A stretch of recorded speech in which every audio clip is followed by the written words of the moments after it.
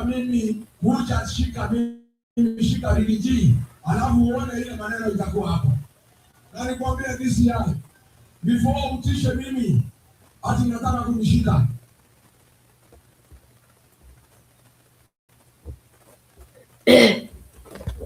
Hi everyone, welcome to today's show. Jana mliona pale Rigathi akisema DCI kama wanataka kumkujia wamkujie, and he's not shaken by that. So I just like to play the video, yesterday's video where Rigiji was telling DCI to wamwende, and then there's been some response from DCI, and yeah, I can also play the video as well. I hope I'm more audible. You can just confirm in the comment section kama mnanisikia. Yeah.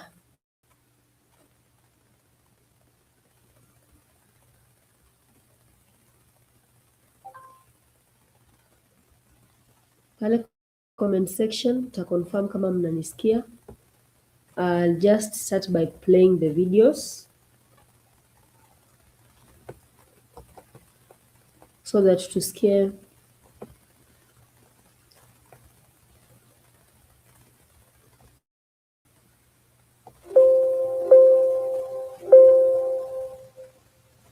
what is the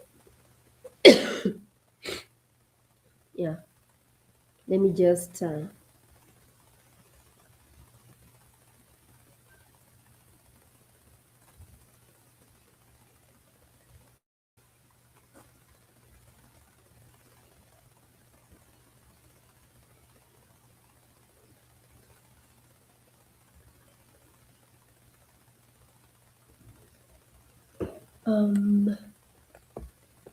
Gabi.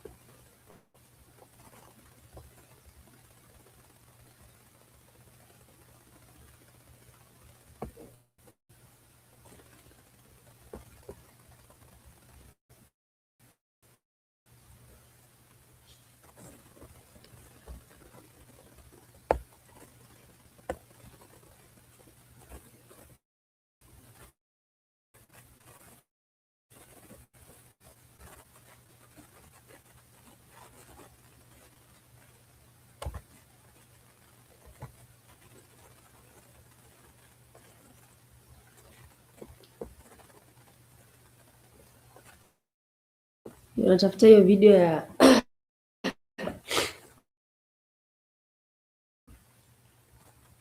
yesterday, UDA Secretary General Hassan Omar akiongelelea the same thing.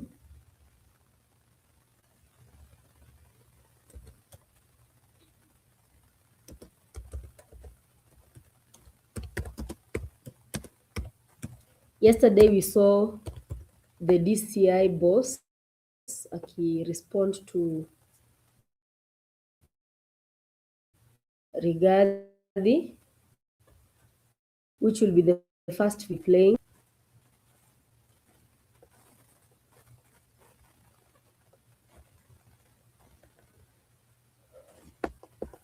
Yep. So DCI boss respond, na pia hawa kina Hassan Omar wa UDA Secretary General ameongelelea the same thing today about the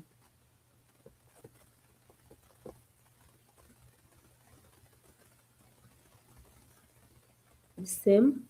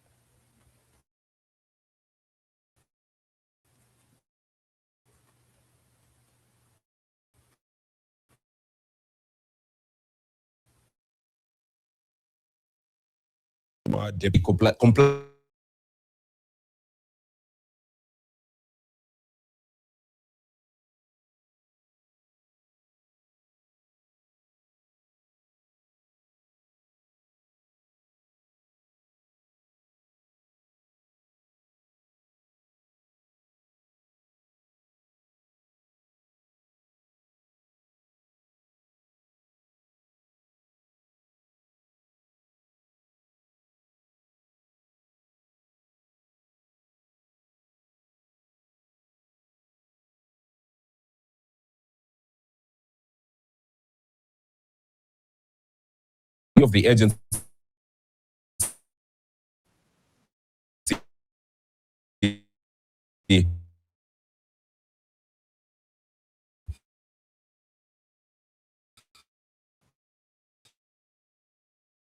in the fuel scandal that is currently rocking the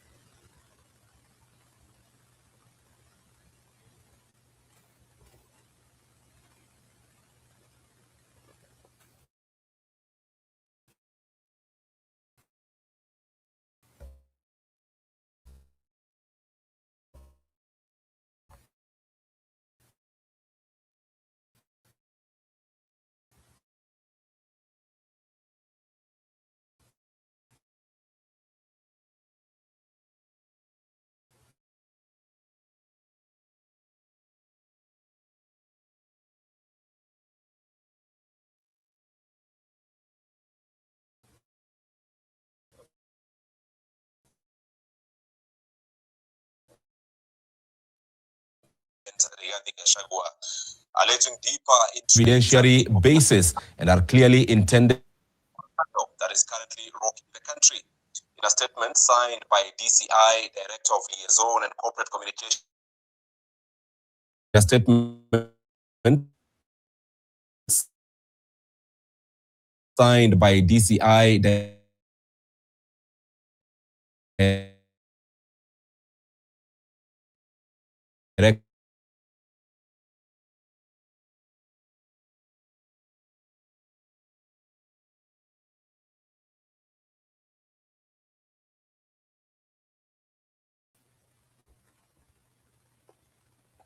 I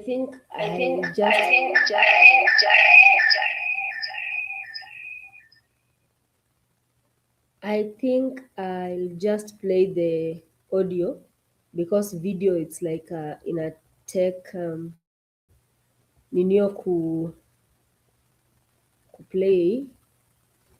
I can see Nanio is in the building. Tukutane nyuma ya tent.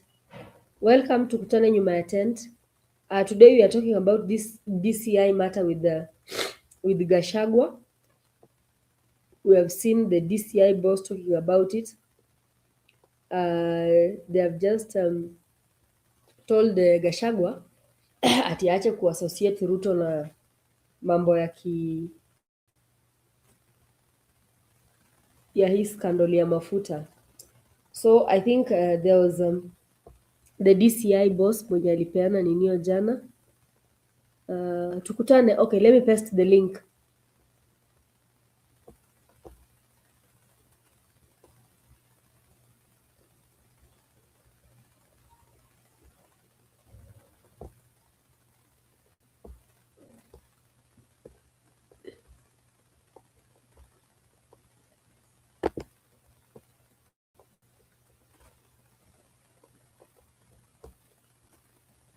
There we go.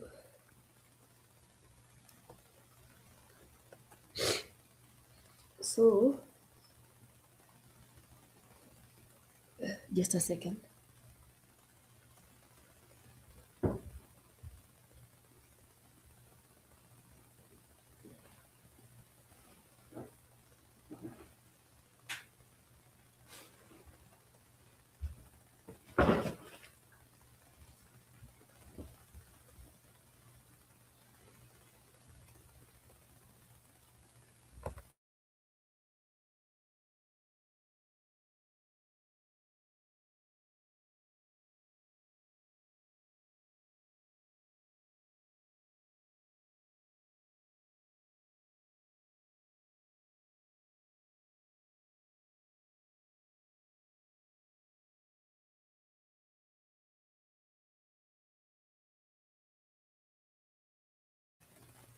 Oh, sorry. So the statement by the DCI boss, I think I'll play that. And then we also listen to other things by the same DCI, and also there was some response concerning Gashagua's statements by the UDA Secretary General Hassan Omar. I'll also play the song. Roberto, welcome.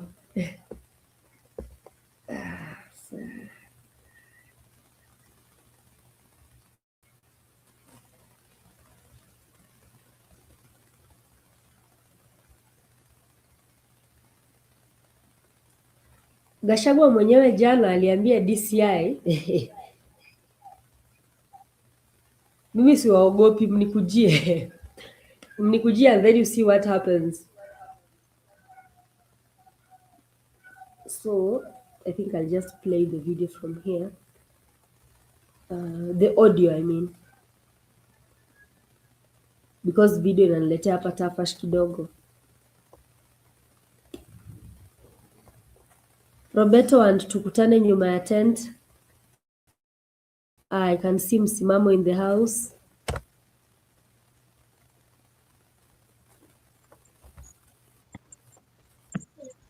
Msimamo, habari ya jioni.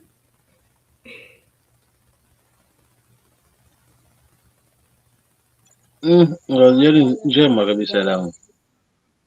Ehe. Kidogo tonsils zinani kaba kidogo leo, lakini atupo. Oh. Sasa nilikuwa ni play audio about DCI na Gachagua just in a few, sababu video inasumbua kidogo. I'll just play the audio. Alafu tumeona pia leo nani UDA Secretary General Hassan Omar ameongelelea pia haya mambo ya Gachagua. Nitaplay hiyo audio alafu tutatoa maoni pia juu yake.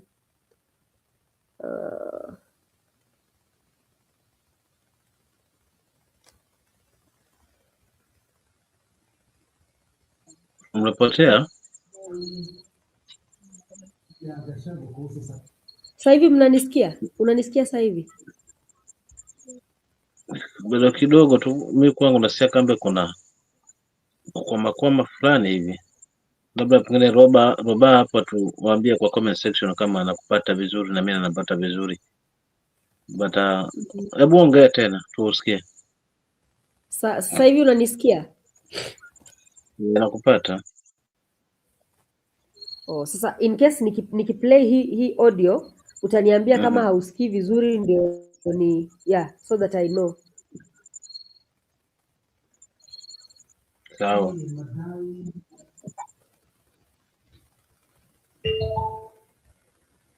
Utakijiri taarifa kwa vyombo vya habari kutoka idara ya DCI leo jioni imekanusha madai ya Gachagua kuhusiana na sakata hiyo. Mkurugenzi wa mawasiliano katika idara hii John Marete amekanusha madai kwamba kuna ushahidi kuhusiana na uchunguzi unaoendelea katika wizara ya kawi kama alivyodai Gachagua. Marete anasema uchunguzi huo unachukuliwa kwa umakini zaidi, akitaja madai ya Gachagua kama ya kupotosha.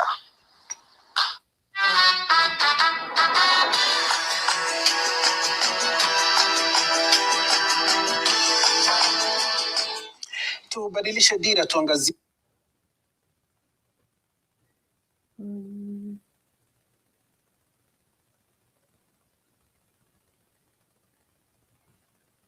madai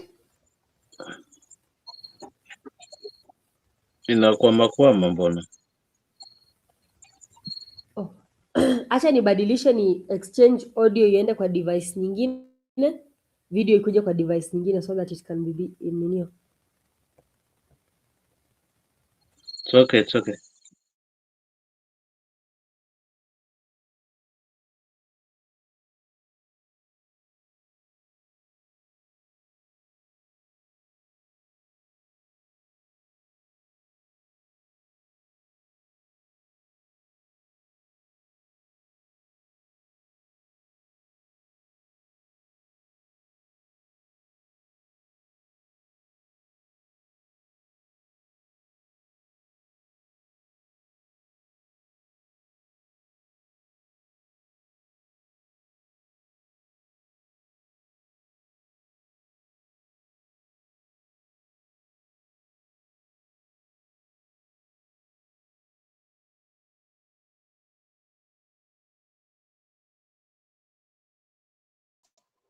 The claims he made concerning exhibits in regard to the ongoing probe into the suspected irregular procurement of fuel cargo by the Ministry of Energy and Petroleum lack any factual or evidentiary basis and are clearly intended to undermine public confidence in a key national law enforcement institution.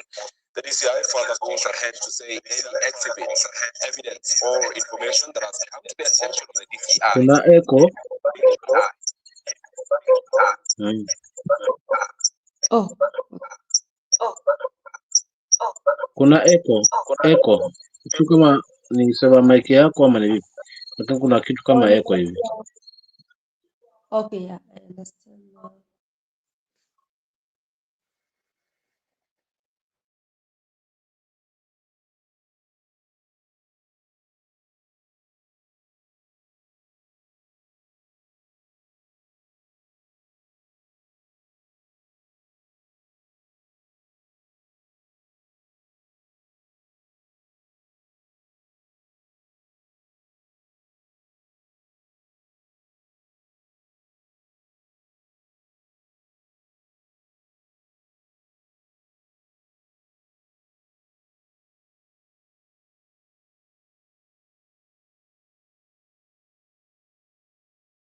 Ukirekebisha si nilijadili. Naam. Basi hata mwenyewe pia ukizungumza kuna hiyo echo. Sasa unaisikia? Sasa hapo kwa sawa.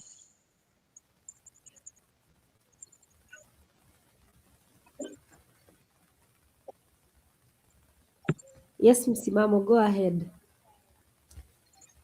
Nimepita haya maneno ya DCI dhidi ya Mheshimiwa Gachagua, lakini vile pia amejibu na yeye kwamba mna wale wamedai kwamba matamshi yake yanatilia mashaka, labda pengine aswa kuleta uchochezi fulani hivi, lakini pia kwamba yawe ni yana uhakiki, la sivyo basi hiyo ni tume huru ambayo inajisimamia yenyewe na itafanya kazi yake kwa mujibu wa katiba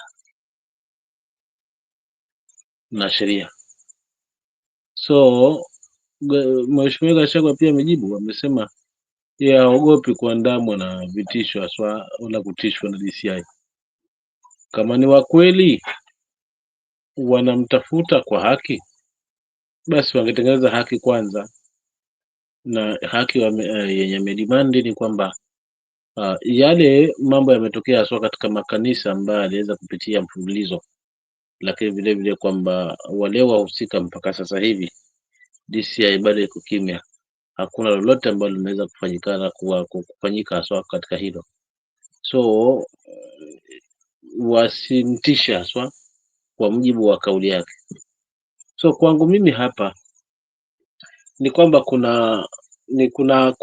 kuna fumbo liko hapa, yaani mkuki kwa nguruwe mtamu ila kwa binadamu mchungu.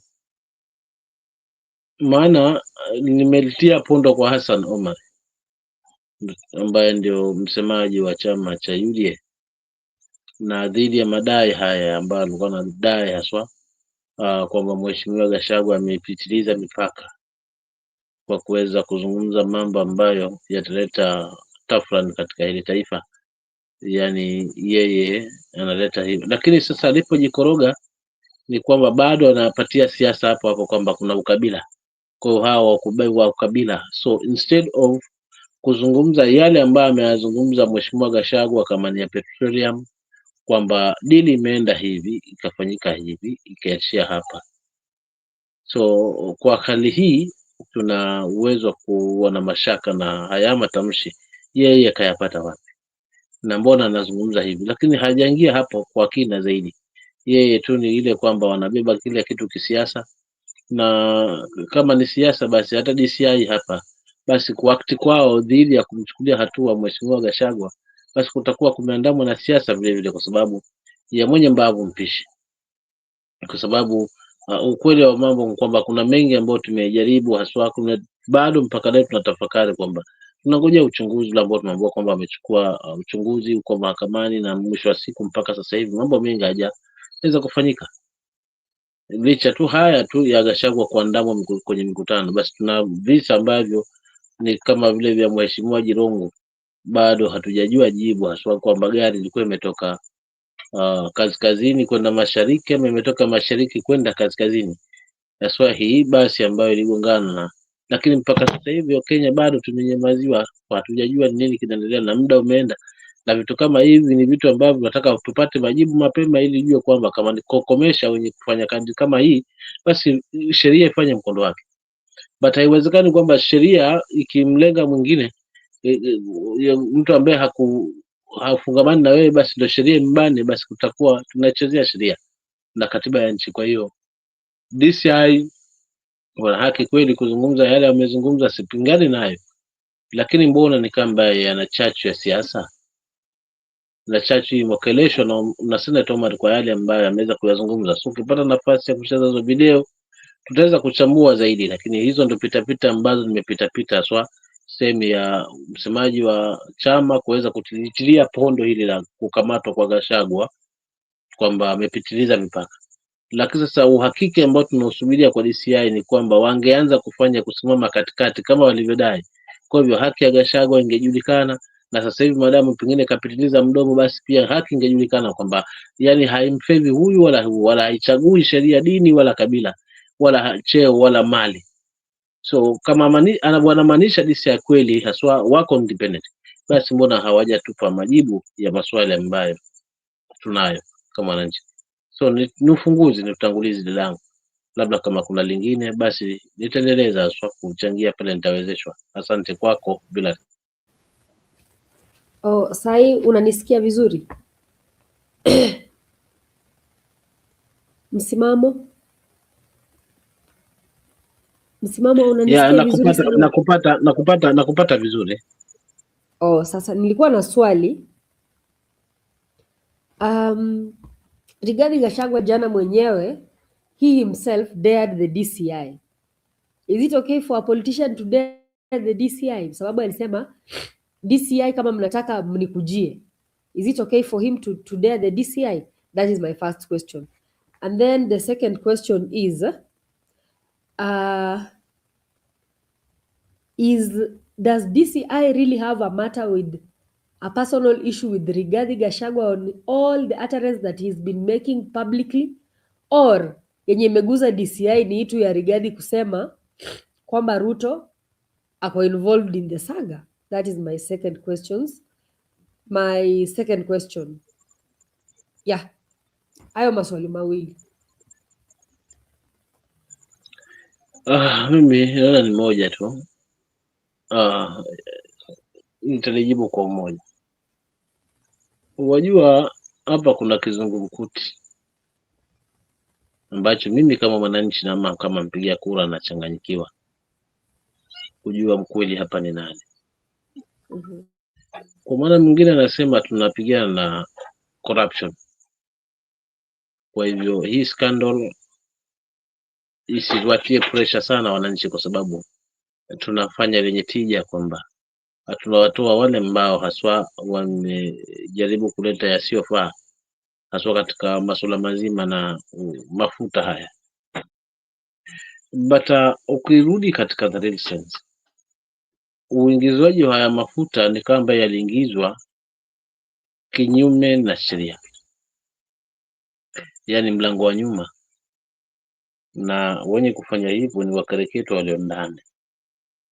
So to me, nafungamana na kauli ya Mheshimiwa Gachagua kwamba ulikuwa ni mpango na mpango uliokamilika, lakini mwisho wa siku haukumgusa yule ambaye ni mlenga, kwa sababu yeye kaweka fungu lake kwa G to G, na huu mzigo haukupitia katika mfumo huo.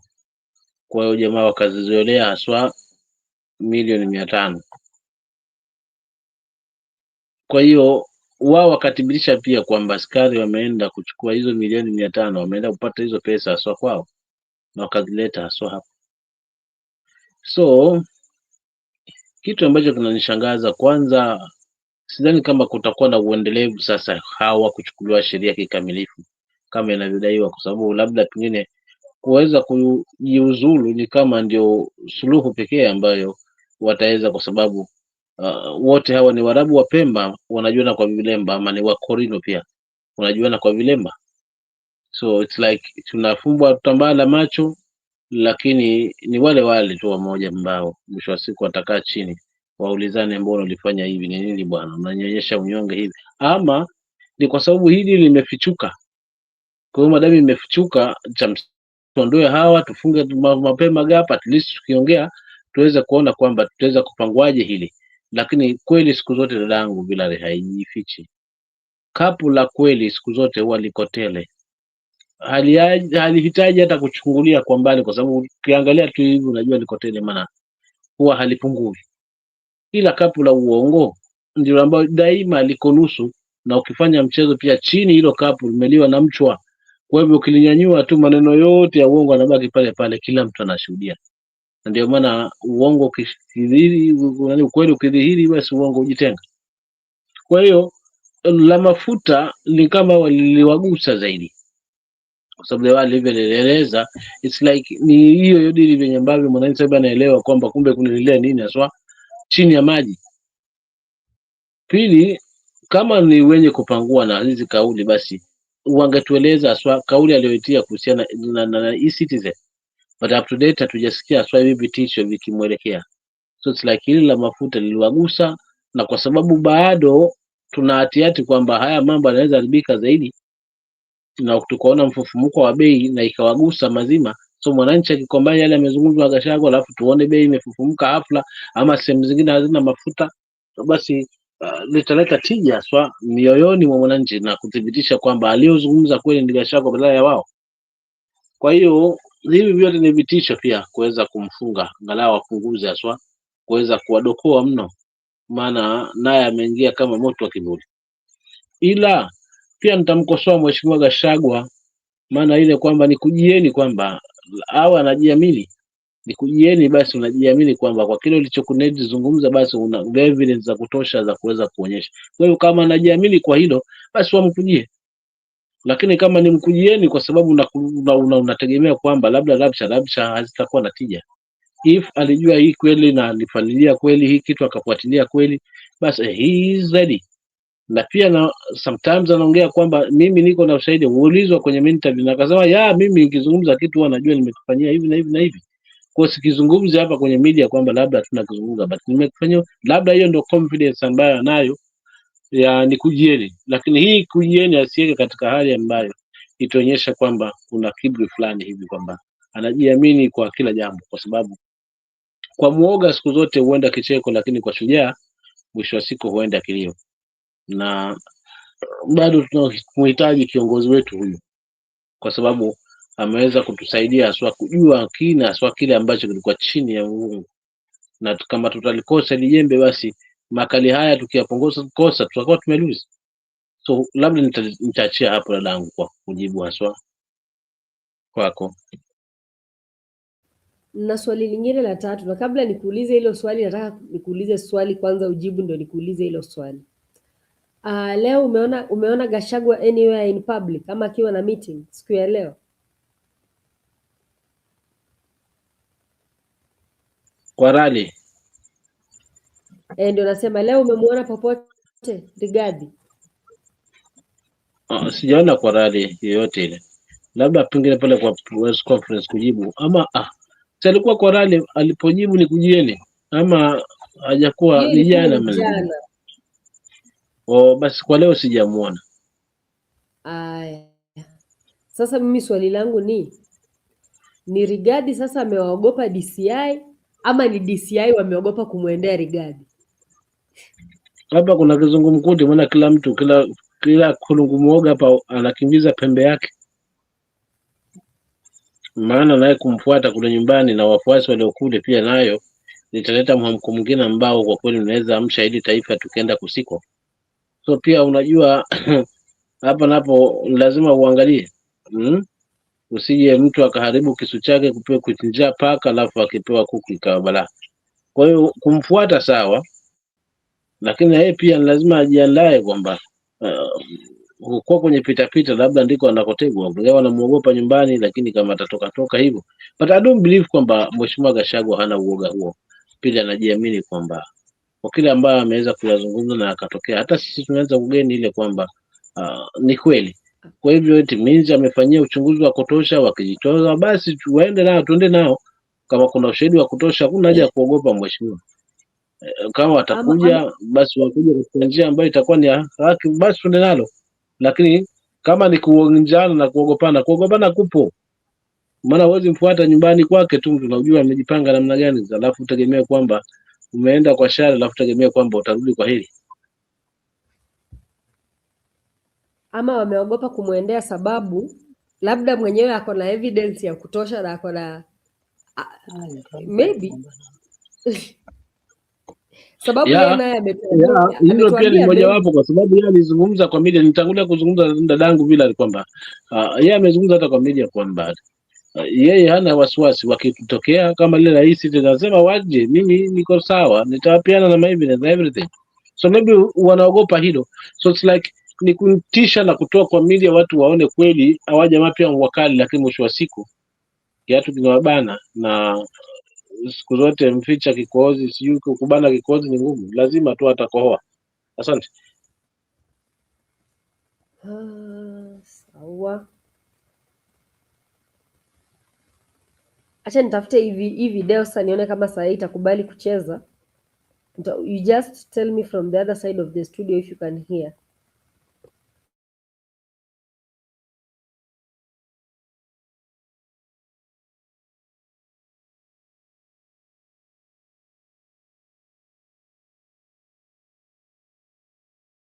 Pole Vilari, nilikupoteza kidogo, ulikuwa unasemaje zangu? Sasa hivi unanisikia?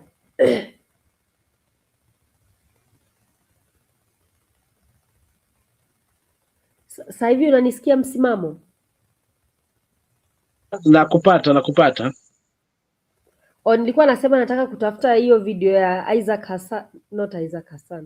Hassan Omar niicheze. Nataka ukipata tashwishi yoyote hapa studio nikicheza utaniambia kama hausikii ama unaisikia, so that I can also know from the comment section pia. Ni sawa pia.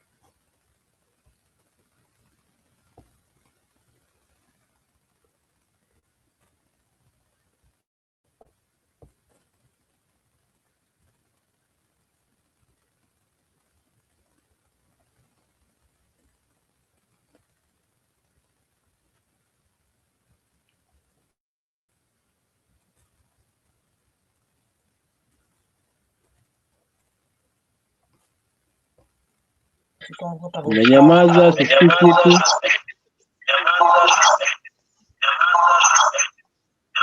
Alafu echo.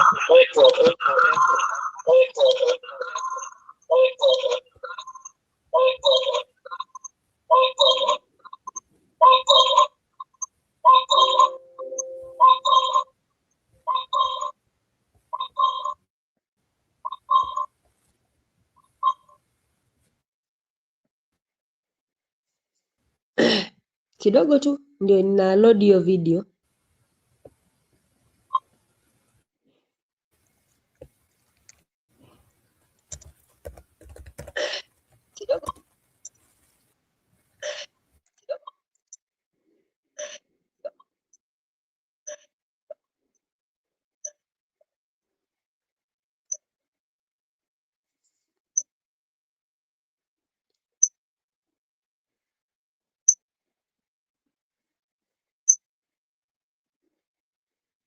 Scribe make step-by-step guides for any process with AI. You know what's terrifying at work? When you start a new job and there's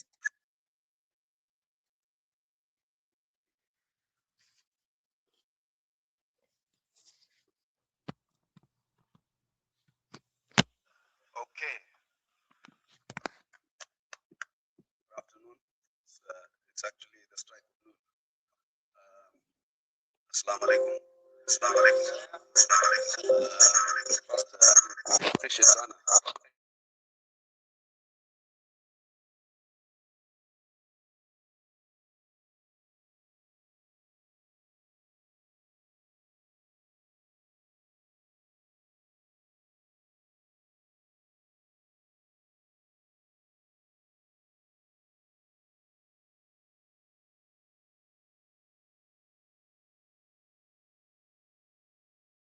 And other leaders from the county of Mombasa, but more instructively also we're joined by one of the directors of the Kenya Pipeline Company, Mr. Mutungo Stumboa, who has acted swiftly in this.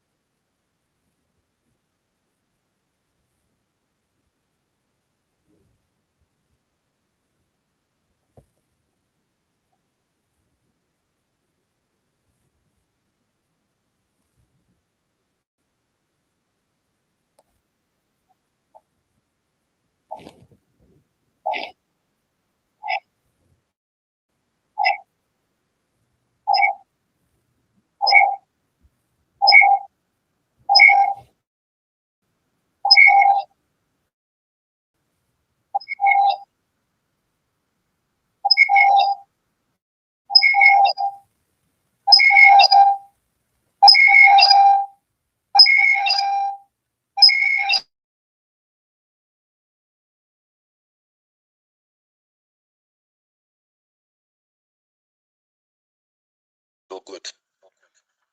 It is for this reason that the UDA finds it necessary to address the impeached former Deputy President, Rigathi Gachagua, otherwise known as Munyoro, and his suffering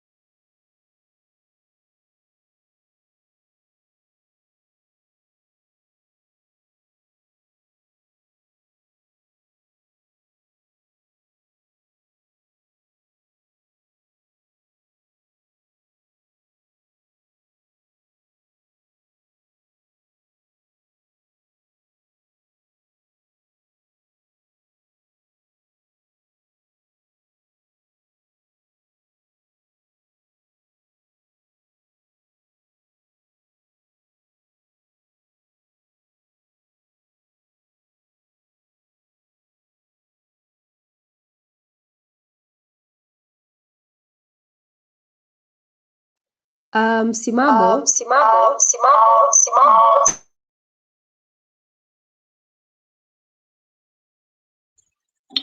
Eko jamaa wangu, eko.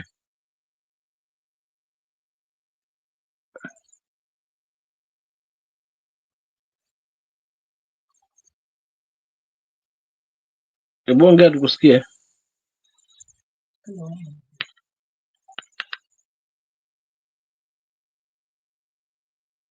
You have insufficient balance. Press 1 to redeem bonga points. Press 2.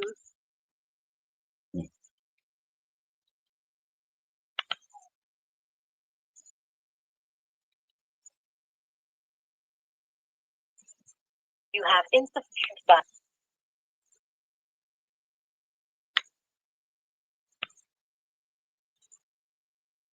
Hmm?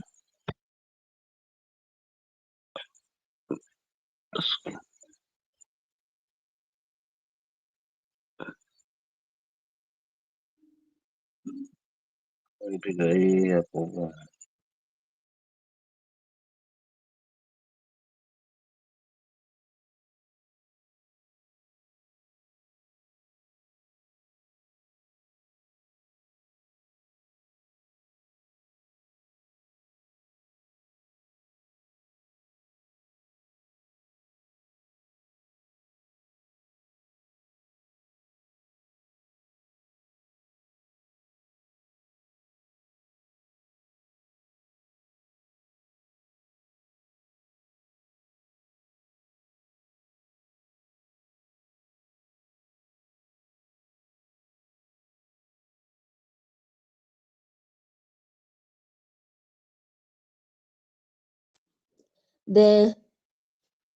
I think you can hear me clearly, but I was just trying to look for this video of the Secretary General of UDA, Hassan Omar, akikondemn Gachagua, and he did not only talk about Gachagua, he also talked about Ndindi Nyoro, because Ndindi Nyoro was among the people who responded to this scandal.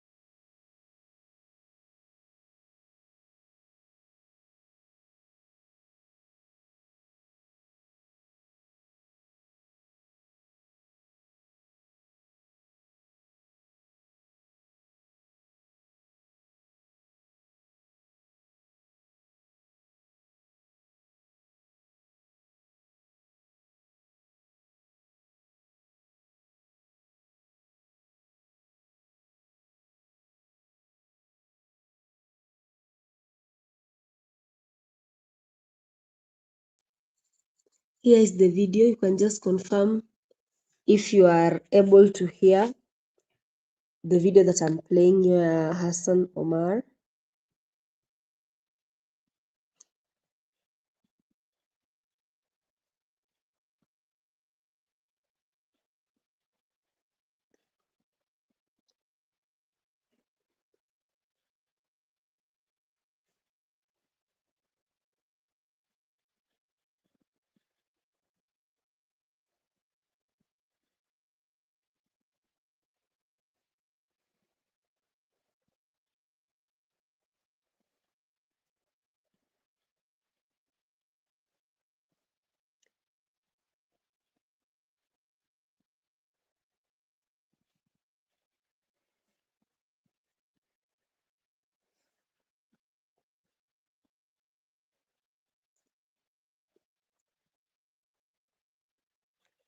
And also in another news today, apart from and also in another news today, apart from and also in another news today, apart from and also in another news today, apart from and also in another news today, apart from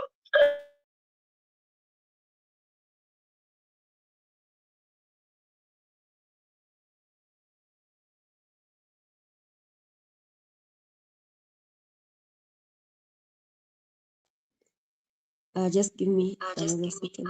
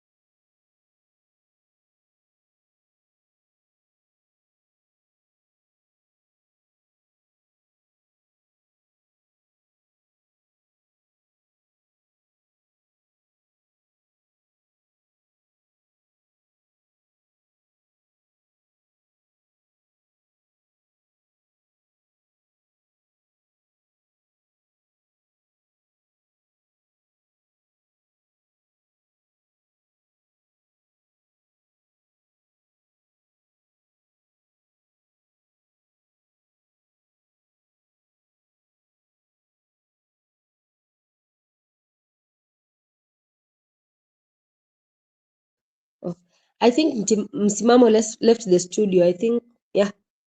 But there was just specific questions that I was asking concerning this matter with of DCI together with Rigathi Gachagua.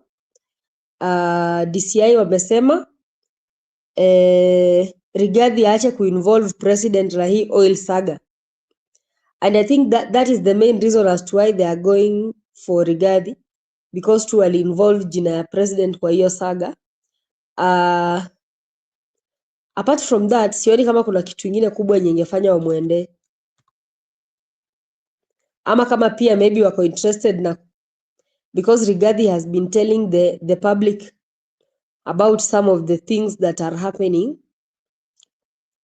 in government which the common mwananchi doesn't know. I don't know if that might be some of the reasons as to why they are going for Rigathi. But with time we will just know. So sijui mbona DCI bado hawajamuendea na alikuwa ameshawadea jana wamuendee. So I think ama watu waanze kudea DCI, don't come, waanze kudea DCI, come for me, so that they don't come. Ukiogopa ndio wanakuja. So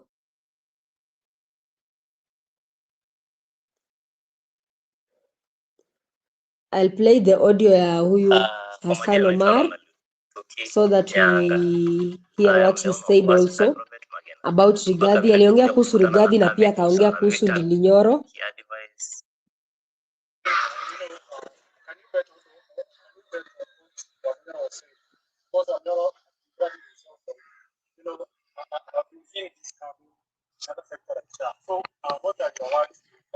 Everything Wamunyoro has said, he said the economy will collapse. It has not collapsed.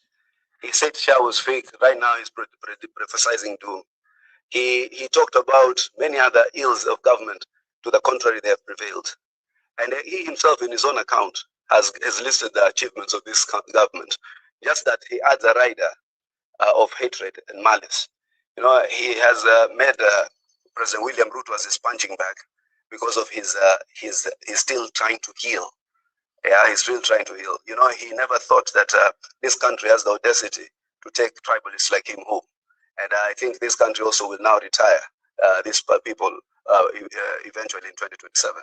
You know, one of the things that why some of these people are getting a little tired with Wamunyoro, these were aggressors for a very long time. Yeah, na kina Uhuru, wajua alikuwa pia Uhuru.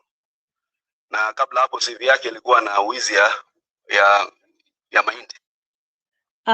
You can just confirm in the comment section if you can hear the video that I'm playing so that we go on. We've just heard Hassan Omar saying that Rigathi is just a rider of hatred. Na ni kama bado hajahil from whatever happened to him. I don't know if it's after the impeachment. And he has also tagged Rigathi as a tribalist. Yeah, I can continue playing the audio. Relief food. That's the only CV he has. Then his brother died, and then he became a member of parliament. So that's a very short CV. But these are Uhuru today says he warned us as a country. Uhuru has been the biggest perpetrator of the position that this government has taken the country out of, the inflation, the debt situation. So when these are aggressors, these are people who victimized and perpetuated the kind of economic crimes we see in this country, the marginalization. So you must be very careful when you position the perpetrators as the victims. Munyoro is not a victim, he's a perpetrator. And all these things are wishful. So people have realized when you are angry, people always feed you with angry dogma. At where he is, across the country. Did you see Munyoro visiting these areas of the country? He just makes a few trips to Kisii because there's Matiangi there. He goes to Ukambani, then he calls Mohamed Ali and they go somewhere in Mount Kenya. Mohamed Ali insults us in a language most people in Mombasa don't understand, and then they come back. It's just malice and hatred. People who work together in hatred and in ethnicity. The only people who hang out with Wamunyoro are tribalists. They only run candidates. When you hear, you'll see now DCP will go to run a candidate in Olkalau because he thinks they are Kikuyus to feed on. Wamunyoro will run a candidate. What is it called? This it's called what? Watermelon. Only in Ukambani because he has no other clout. But you see the way UDA runs a candidate anywhere. Hata kukitokea nafasi mwezini tuko na mtu tutakwenda tu, because that's how a national party must operate.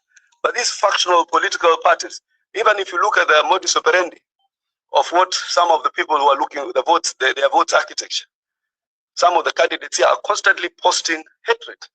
Oh, sijui sisi wabara tutapigiwa kura. Who has ever said anybody is restricted? People, they all read from the same script of hatred and malice, and I will not hesitate and cease from reminding Kenyans. But nyinyi watu ya UDA sasa, don't allow these people unabated monopoly in addressing these types of issues, because for a long time they've thought because nobody is responding to them, they can get away with it. And then before Wamunyoro is allowed to bring this country down, that's why I'm telling the DCI, make good some of your statements. Arrest this gentleman. Sisi tuko tayari. Arrest him. Kwani atatufanya nini? Yes, iko watu yake kidogo fanatic watapiga kelele mahali hapa na pale. So what? If we continue to exercise restraint, they look at restraint as cowardice. So it is important for us now to demonstrate our sense of courage as a nation. So wewe ndugu yangu Amin, wale watu wako katika upelelezi, the IG Kanja, it's time to act on this gentleman before it's too late, because he has consistently tried to evoke emotions in this country to precipitate hatred and violence. Yes. Huko ama huko. Oh, okay. Nilifikiria hata alikuwa anakuangalia ni aspirant ya wapi.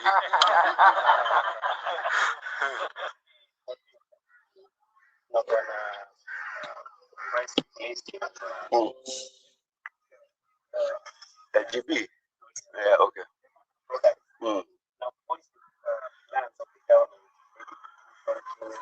Yeah, but we see the G2G has continued to give us very steady prices. There's no reason for us to buy fuel at the G2G accepted prices without any potential disruption or within a fair price range, despite the crisis in the Middle East. Oh, the war, and then us increasing palm prices. But what this cargo had intended to do was to disrupt that. It was intended to renege on the commitments we have under the G2G, occasion a pullout, and occasion a profiteering. And this cargo that was brought in was far more expensive than the cargo under the G2G. It will have occasioned a 47 shillings to a 50 shillings price hike, or even 60 per liter. Do you know what would that have meant? Our prices of fuel have gone up an average of about 25 to 30%. And that means, therefore, inflation across board. Your price, your Uber, matatus, energy costs, the cost of supply, the cost of production, everything will have gone up. This isn't just any chat, it's ClickUp chat. Sure, you can tag your team, ask questions, and even drop an emoji. So these private sector players and these public sector duty bearers acted in utter bad faith to sabotage this country economically and to occasion massive harm. For players who have not declared upon us at the DTG that we have any challenges in delivering Kenya's demand on petroleum. And what if today even they recall the money is owed to them under the G2G arrangement? So this is just unpatriotic. Rather than Wamunyoro sometimes using his mind, which I think he doesn't exercise prudently, to look at these issues, he constantly is attacking people, attacking Gulf Energy. He knows how the Gulf Energy came into the G2G arrangement. He also tried to have his own company, which was denied because I think at that point he was still in government. He knows that Jack Chebet is not part of this whole ecosystem, but he continues to malice very genuine, hardworking business enterprises, hardworking government officials, the DCI. He tries to malice the president on a day-to-day basis, so that he can create a basis or a platform for his politics. Politics has to be done with decorum. Politics, they act, they go for every little thing. Mtu hajalipa deni, serikali. Standard hajalipa deni, serikali. Juzi pia mlisema ile tulisuspend ile nyoyenu kwa ajili serikali inajaribu kuwa silence. So true. Lipa deni, lipa wafanyikazi. Hata wafanyikazi wanajua hawalipi. Sio deni tu. Yeah.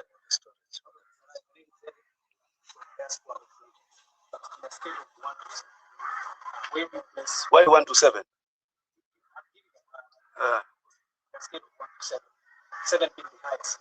Talked about this accounting that dangerous to society. What are they not doing? Because these are people who are existing. You see, this is a democracy. That's why nothing that they say holds water anywhere. But you see, for a long time, even you have probably consumed this fake news, particularly in terms of how we present it. It has no legal grounding. But you see, even madmen are given an opportunity to say whatever they feel in a democracy. But now when those touch on facts and national security of the country, we respond. And that's why I've told the DCI, where there is factual or reasons or grounds to arrest and charge these men. Today, so suddenly, this gentleman, Ndindi, has become an expert on everything. He won't, he tells us how the fuel prices will not go down, will not go up. Everywhere in the world, the fuel prices are going up. The reason the fuel prices in Kenya are stable is because of the G2G. There's a quack who some of you have confidence because of some ethnic machinations of their unparalleled intelligence, because they are consistently attacking this government. And therefore, for you, some of you, that is music to your ears. So you tend to embrace the falsities on the basis that they tend to satisfy or quench your thirst for malice and falsities. But I think I'm just saying, but now, I hope when we start taking action.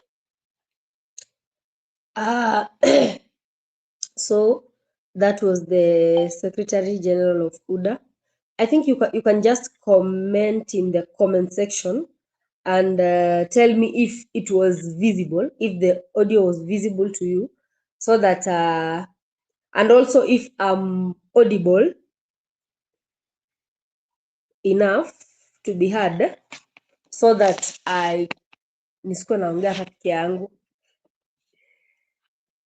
So tumesikia vile ambavyo Hassan Omar amesema, and he has said that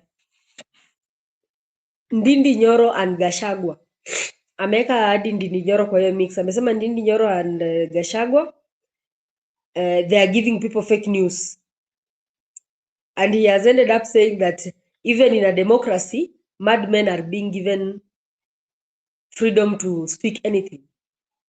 Like, how do you term someone as a madman? I don't know why he termed them as madmen, but also he has said that when he was asked about how Ndindi Nyoro explained how the price of fuel venye kutakuwa and everything about fuel, he said that Ndindi Nyoro ni kama amekuwa expert in everything. Kitu yote ikitokea, yeye ndiye anatoka kuelezea watu. And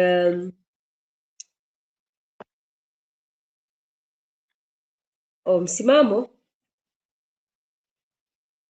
unanipata?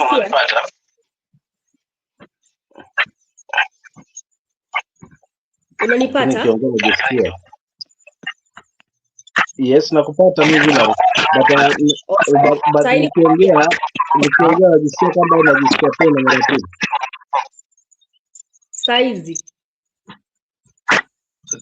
Hebu niongee.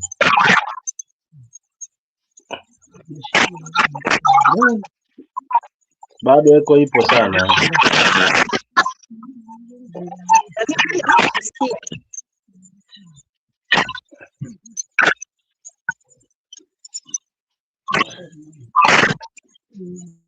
Kama pale ulipo ndio kuna kelele.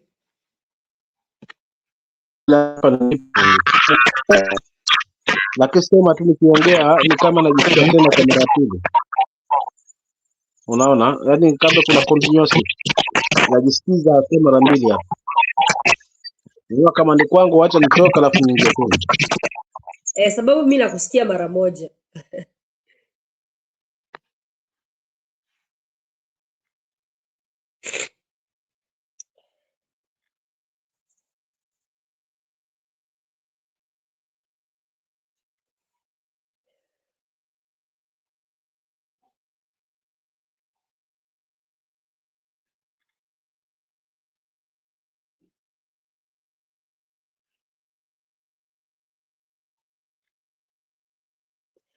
Kabla kama bado tunangoja msimamo arejee.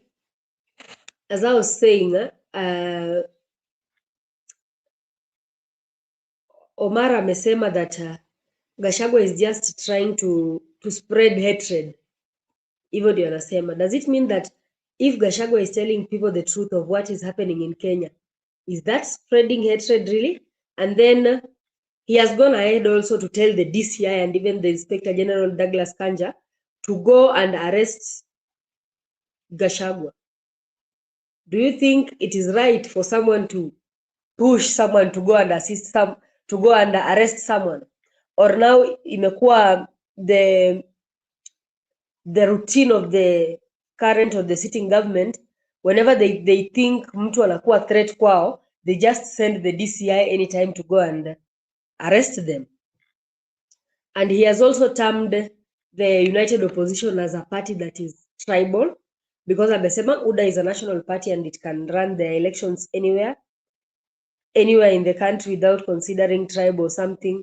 So I don't know if what he's saying is true or something, but I'd just like to also get your views on the same. Another thing that Omar has said, amesema ati Rigathi ni mwizi because he stole relief food.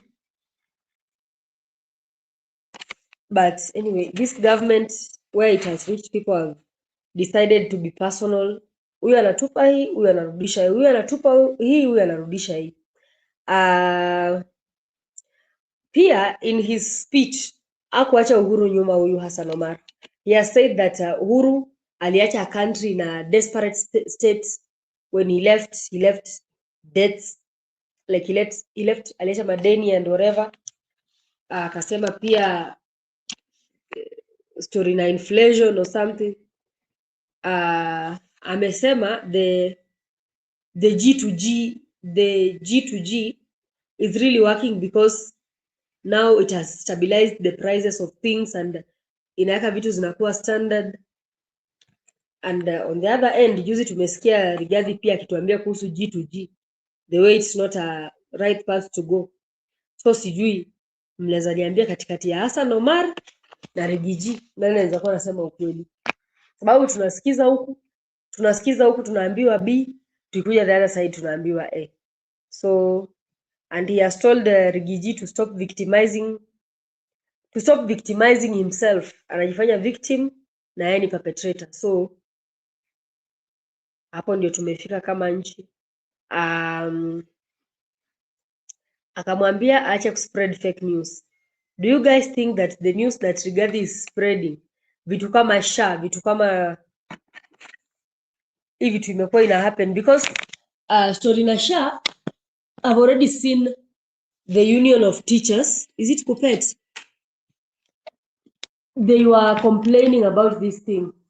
They're really complaining of being moved from Dominate Insurance kupelekwa kwa SHA because they think that things might be tough for them.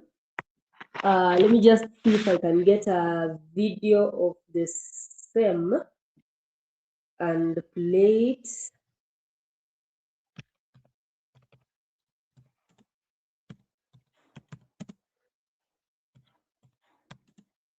As we wait for Msimamo and others to maybe come and join us.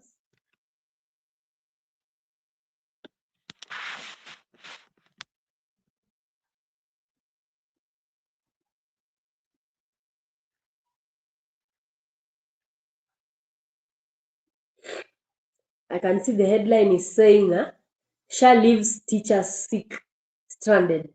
So let me just play an audio of the same because these are some of the things that Rigathi has been talking about. And they have started happening. So I wonder when sometimes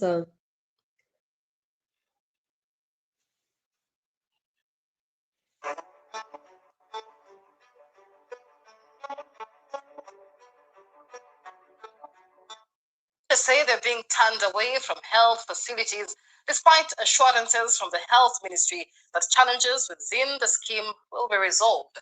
This comes even as the Health Cabinet Secretary Aden Duale defends the system, revealing that several health facilities have been shut down over fraud concerns, even in regions where these teachers are still struggling to access healthcare. Victor Ngaria has the details.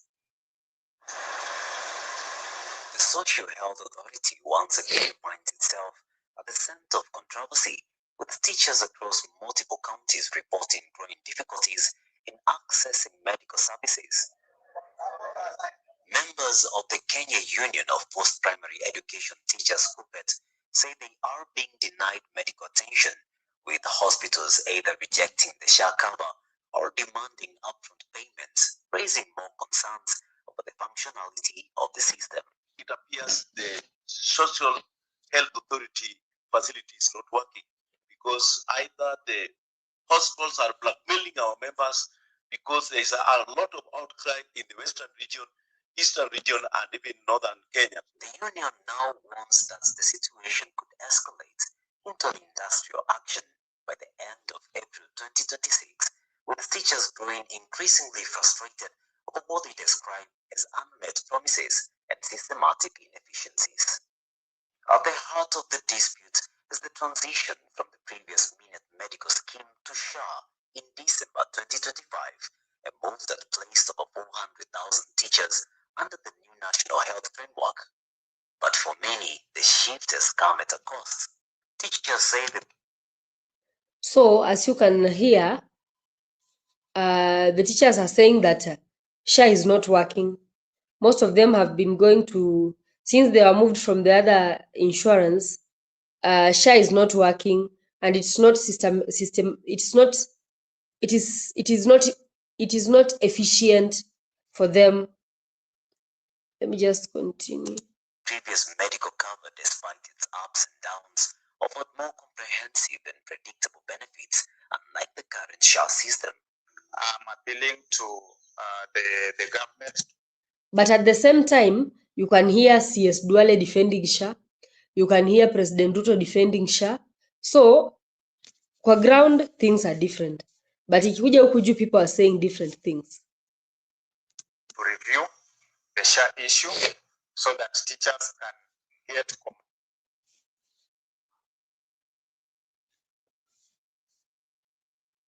comprehensive medical covers. Having minute when the cover was providing last expense. We were getting last expense to send our teachers who are first born. But in this, so you can hear the teachers have been left stranded by SHA, and yeah, that's what's happening now. So tukiangalia what Hassan Omar is telling us, na what we are hearing from the teachers, hadi polisi pia walikuwa wameanza kulia, and these are some of the things that we've been told. So we don't know if we are the ones wenye hatujui vitu kwa ground, the government knows better, ama what's going on. Oh, I can see Joseph Kariuki. You look good. Thank you, Joseph. Welcome to the show. Welcome to the show. Panda juu tuongee, Joseph. I have a lot to talk today. At least we will just be the two of us. I won't interrupt.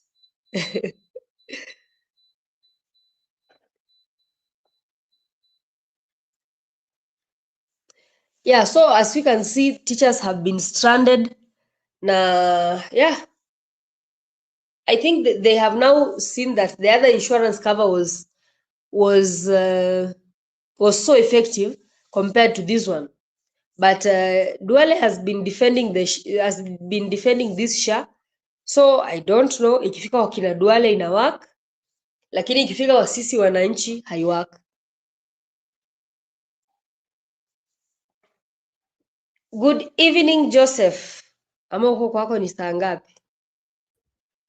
Mambo ni mwecheche.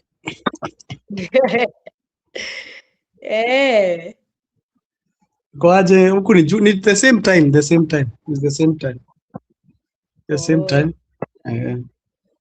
So I'm doing great. Mimi niko sawa. I think pole sana juu ya jana. I'm very sorry. I'd like to come and apologize in case I got heated up. That is not me. Sipendi kuwa heated up sana. Sometimes you feel things that are burning you up. You feel you need to speak up, but I'm very sorry for the show and for the host. It's okay, inaeleweka. So leo tunaangalia mambo ya DCI na Gachagua. Jana tuliona akidea DCI akiwaambia come for me. So me, I just have few questions for you, and you can also extend and add whatever that you want on top of what is going on between DCI and Gachagua. So do you think it was okay for Gachagua to dare DCI come for me? And also the DCI has responded to him, and I think the main reason as to why DCI has responded pia ninio, I think it's because Gachagua alisema mtu alichukua exhibit ya hiyo the money that was recovered, that is it. Ama maybe wanataka kumfuatilia because the DCI both responded to Rigiji.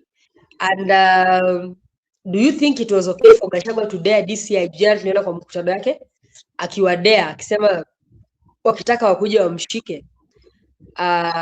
So yeah.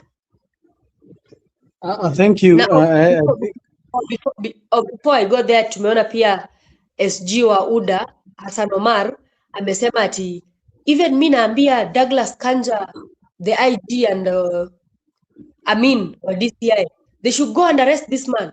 Do you think it's okay for a fellow politician to skuma the Inspector General and DCI to go and get hold of Nini? And kama ingekuwa mtu mwingine DCI angekuwa ameshamuendea, ama there is a way that they fear Rigiji? I don't know. You are the one to give me your views on the same. Thank you. I want to go first send my greetings to Alex. I see he's in the comment section. And welcome him here, my brother. I like your input. So I would like for him also to join us as we are doing this debate. I like him because he's a sober person within in what he comes and gives us. It's very good in terms of the experience and also the caliber of politics he gives. I think let me start with this joker of a person called Hassan Omar, because that is a joke of a guy. He has even never won any seat. I think the time he won the senator. No, even he did not win the senator seat. He's just a joke of a person. With what he was done, he was given. Yeah, he was given the senatorial, I remember. And after that, he failed in everything that he got. So he was given a place to lean on. Hata anafaa kuwa kisikia aibu sana. That he was given a place to sleep on. But what I'll tell them is they had told us that Gachagua will be forgotten within 2 weeks. What happened along the way? Because I think Gachagua has not been forgotten the way they anticipated for him to be forgotten. So Hassan Omar is just another backing unleashed dog who is going to start backing, the same as we have seen with people like Senator Cheriot. They are backing dogs. They have been unleashed by the owner, and you know when they are unleashed the way they talk. But the best thing is that power is transient, and even them, they will feel the heat of it when they are out of that power. They are feeling warmth in it. To arrest Gachagua, that one is a far-fetched thing they can do, because Gachagua to be arrested, there is politicians who become the stature of their politics or the stature of where they are. To arrest them, it is it is something that can bring havoc in the country. So I think Kanja is I think he's knowledgeable with that fact. I will not say he's wise, because he's not wise. I'll say he's knowledgeable in that fact that he cannot go and arrest Gachagua. That one is just a wet dream. And Hassan Omar need to stop having those dreams that he's having. Those are only dreams that can be seen in maybe not even action movies. Those dreams can only be seen in comedy movies. So for Gachagua continuing to say what the government has been doing and the dealings they have been doing, it is the right thing for him to do. He's in the opposition. They told him to go. He left the public office and he went to the side of opposition. So he has a right to speak as every other Kenyan. Ndindi Nyoro has a right to speak as every other Kenyan. He needs to say what he feels and what he sees is not going on well in this country. Their fellow Kenyans. Oh, you've just named Ndindi Nyoro, because Hassan has also said that Ndindi Nyoro is like, and I behave like he's now become an expert to everything. What's your reaction to that, on Hassan saying such a thing? Nobody is an expert. No, that one does not need expertise. Everybody knows the country is not heading in the right direction. Who does not know? Maybe a person who is coming from Mars, or somebody who is under the Artemis 2. I think you have seen the Artemis 2, which is the project that is revolving around the moon. Maybe you say those guys, because they have gone for 2 weeks, they can say they don't know what is happening in Kenya. But for the people who have been following the issues in Kenya, you can certainly see the country is not heading in the right direction. What was this G2G that was being proposed? Have you ever had another program called G2G? You know, they were saying that. Ndio naona Hassan pia amesema leo ati the G2G government is okay because it is a nice one, because it make sure things are gotten at good prices. Nini. Let me ask you a question. You know, the same people and MPs came and told us G2G was a fake idea. And let me ask you one question. Is it good to buy fuel in dollars, or is it good to buy fuel in Kenya shillings? Which one is more strong? To buy the fuel in dollars or to buy the fuel in Kenya shillings? Which one is more stronger? Kenyan shillings? Dollar? No. The place that is much easier to buy the oil is when you're using dollar. Because when you're using dollar, the dollar is 1-to-1. But when you're using Kenya shillings to buy oil from Saudi Arabia, for example, do you know how much money one Saudi Arabia real is in Kenyan shillings? It is 35. So if you need to use maybe 1 billion to bring oil, how much money do you need to bring oil in terms of Kenya shillings? Your mic is muted. You've said how many? I've said if you need 1 billion Saudi riyal to bring oil to Kenya, how much money will we have used in Kenya shillings? 35 billion, Ama? Yes, we could have been using 35 billion to bring oil to Kenya. Is that a good deal towards you? Can you see like that is a fair deal to them? But if you're using a dollar to a dollar, you just need to change your currency to dollar. And then so you add the dollar and it will be 1-to-1. Why do you think these countries, they're still using dollars and they're not using Kenya shillings? There is no place here you find a currency of Kenya shillings. There is no. You never find Kenya shillings here being transacted in. And when they transact within that money that they are giving, how can you say that when you are transacting with Kenya shillings, it's a good deal? They don't even need that, your Kenya shillings. For doing what? They need to go and change them into dollars. But you see, when they are doing that, they are the ones who, for Saudi Arabia, it will be good, or the countries that they are exporting the oil from, because they will be charging it at levels which are the same. If it is 1 billion, it is 1 billion there. But if it is 35 billion, you see, we are the ones who are costing more to bring that oil. So let us not be joking with some of the things that we see as sentiments. You know, these politicians, they like to bring jokes in everything. Eh? And they say something you are told. It's better to have a leader than to have a politician, because a politician just does anything for his own benefits and interests. And I think what they said about the deal got sour, and those guys who are dealing with the deals that they walikula chakula ya baba, it is true. The president always, I told you, Navara utabidi huko ukinisikiza. Nilikuja hapa nikakwambia nini? Ruto ameingia kwa every sector. That is what I came and said the other day here. He has entered in every sector, in every parastatal, in everything, even in ministries. He has tentacles in everywhere, and that is what he used. So he's still using that, even in the ministry of and the board of petroleum, EPRA, and that's why you have seen those guys, they have resigned, because waliguza chakula ya baba. Ababu ukiguza chakula ni kama wewe ukiwa nyumbani Valerie, uguze chakula ya baba yako ikiwa kwa meza, afu baba yako akute umeguziria chakula yake, it will be a great whooping, utachapo vibaya sana. So that is the things that they have done. That's why you see there is all this hulabalu. Let me tell you, things are not getting better. Mambo haikui mzuri. Leo nimesikia mzee mzima wa rafiki ya Njiru tumeongea na makasiriko mingi sana, na si hatuoni mambo kwanza ikienda vile iko. Na si gas tu, najua watu wanaongea, si oil tu watu wanaongea, najua tunaongea in terms of everything.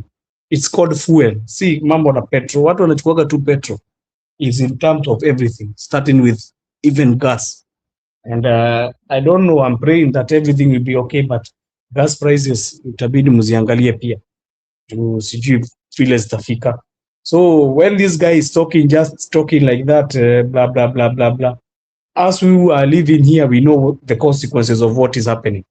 I can tell you, initially, here, the oil, they buy it out 1.25 or 1.5. Right now, they are buying the oil, when you are feeding your car, you're refilling the oil with 2 riyal. So you see, 2 riyal in terms of Kenyan money, it is 30, it is 70. And before they were buying it at around 45. So you see, it has been added around 25 something. Oh, that is 30 shillings. So do you expect that Kenyan fuel is going to be cheaper, even as they say that we are doing G2G? This G2G is an animal that has never even been seen. There is no G2G. Wacheni kushinda mkidanganyo. Hakuna wakati nimekuambia Saudi Arabia iwezi kataka pesa za Kenya, itapeleka wapi? Pesa zenyu za Kenya inapeleka wapi? Shilingi zenyu. Where will it take them? Inapeleka wapi? There is no need for your money in Kenya shillings. They always transact with that dollar. And if they have proof, let them bring the proof. That's why Gachagua tells them bring the proof we see. And ninaona msimamo umeingia hapa, labda atawasema kitu mawili matatu.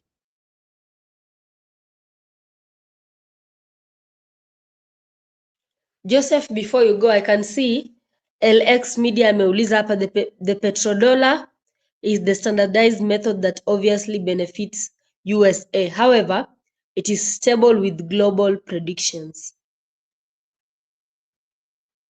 I already told you, and Alex is telling you there again. That's why it is called petrodollar. Why is it called petrodollar? They change it with terms of dollars. There is no, mi sijaisikia pahali ati unaambiwa ati leta pesa yako ni weak, alafu unaniambia ati leta pesa yako to exchange na mafuta. Where? Ni kama hata ukiuza nyanya unasema ati hapana, nitakuuzia nyanya lakini leta shilingi za Uganda. Leta pesa ya Uganda to exchange nayo nyanya ya 100. Do you see even any logic in that? There is no logic in everything that is there in that G2G. That is just a hula baloo they are trying to and let me tell them, this thing is going to come and bite them in the later future. You see what, and it's not going only to bite them, it's going to bite us as Kenyans, because you see how the Eurobond has disturbed us. Unaona Eurobond imetusumbua, ile walichukua na Uhuru, imetusumbua vibaya sana. It is still disturbing us. That is what that G2G is going to do.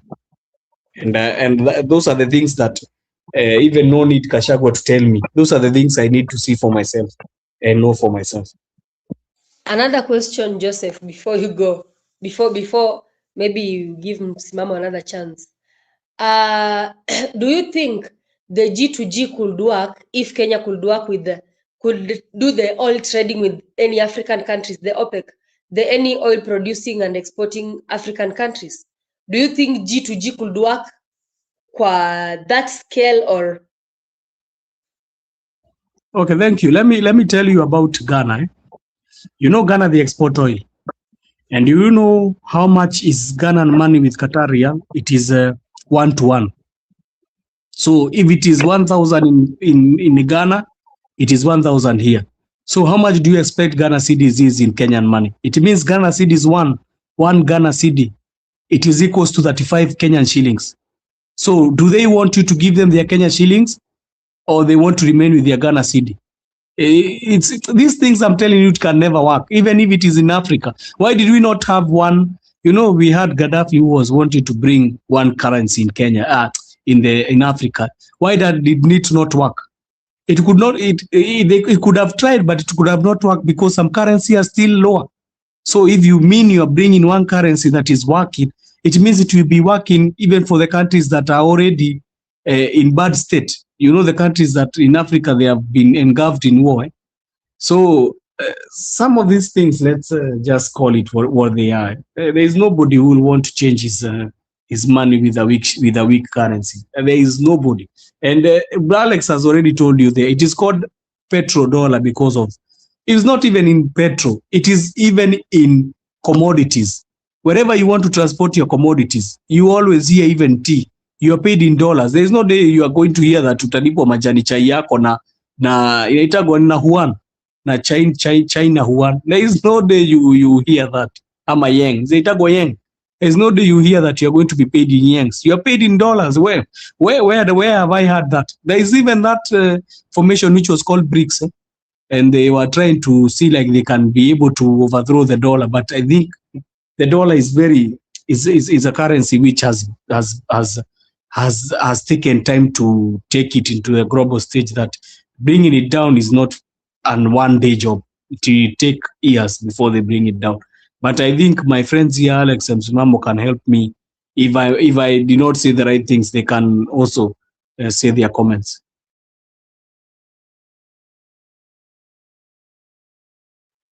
Okay, thank you, Joseph.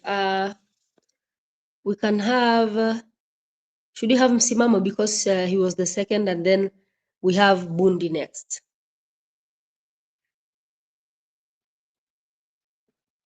Msimamo, are you able to hear me? Yeah, I can hear you. Aya, go ahead. Hey, sorry. Tumebana jamani.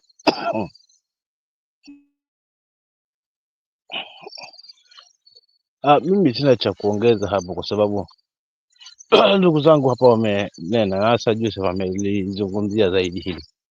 Kwangu mimi nasema huu ni mpango uliotuduka na watu wanatafuta excuses tu.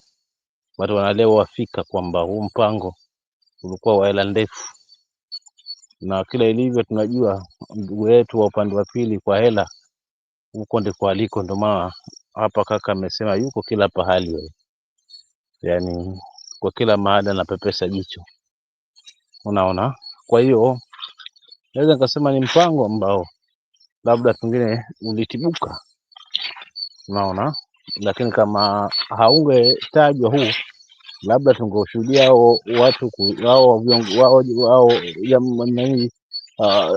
jamaa zangu kujiuzulu na hatungeona kimya kimya tu, but kwa sababu limewekwa wazi, unakuta kila mtu anatafuta njia ya kuweza kujitetea. Hasa Noma anazungumza yake, yeye anazungumza yake, but wanaelewa fika nini ambacho kilijiri.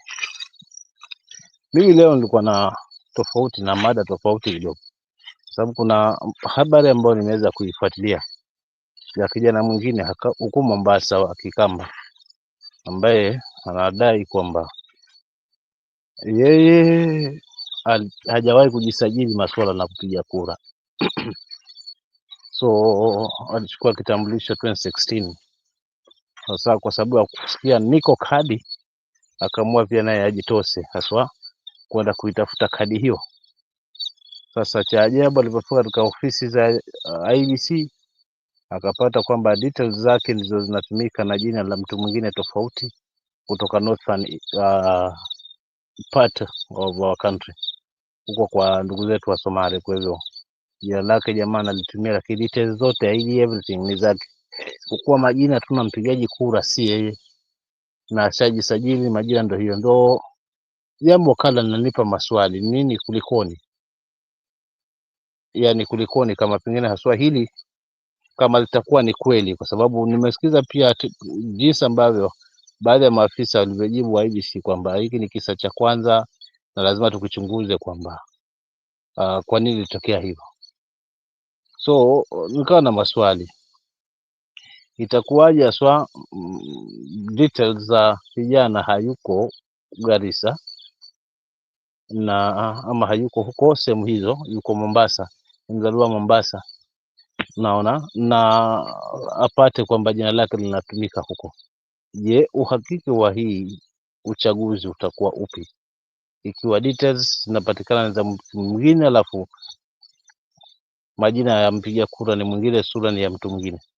So hili likanipa maswali sana kuhusiana na uhakiki ama na utimilifu wa IEBC pa uchaguzi ambao utakuwa ni wa huru na haki, ikiwa tu katika mapema hii tunapata hivi visa vinavyofungamana haswa na masuala ya voter registration. Kwa hiyo hilo ndo kubwa ambalo kwa limenipa utata, sio kama wenzangu Joseph ameweza kulipitia na wengine wameweza kulipitia pia wakaliona haswa, kwa sababu lilikuwa kwa media. Asante.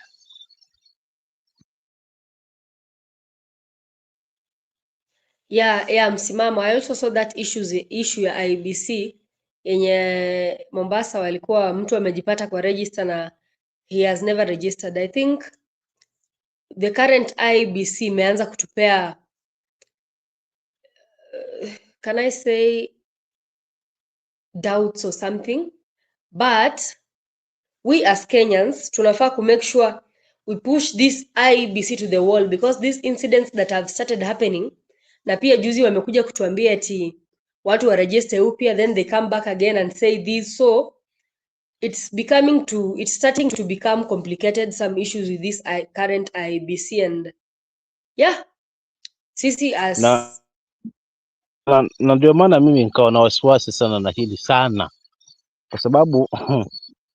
kwa sababu nikawa na maswali najiuliza, hizi details ni zile ambazo vijana wanatumia kujisajili haswa masuala ya nyota ama nini, na zimepatikana vipi? So kwa hali kama hii inanipa maswali. Mimi najiuliza tu kama msimamo, mwingine atajiuliza kivyake yanafikiria, but how hii details zilikuwaje? Alafu licha hivyo sasa, hiki kizungumkuti sasa cha kwamba wale ambao hawajajisajili tangia 2012 kurudi nyuma, basi wafanye hivyo upya tena. Twinkle of an eye, kibao kimegeuka tena. So kwa hali hii itakuwaje? Tunaenda kwenye mapigano na tayari tunajua kwamba tunaenda kwenye mechi ile, lakini tunajua kwamba kiwanja tunaenda kucheza ni cha wenzetu, lakini vile vile pia rifa ni wao, na pia rekodi ya rifa haionyeshi swata kwamba ana fair game. Tutakwendaje katika hali kama hiyo?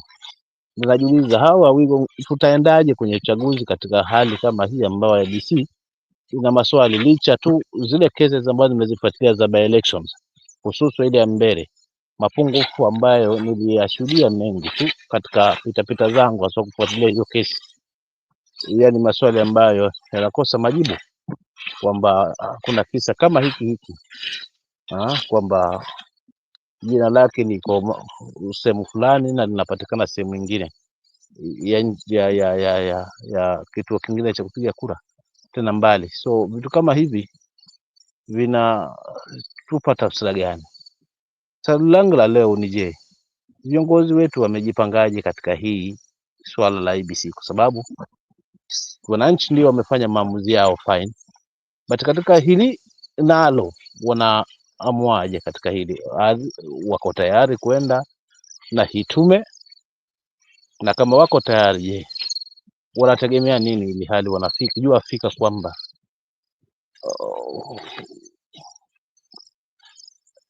tume imetoa dalili hizi mapema?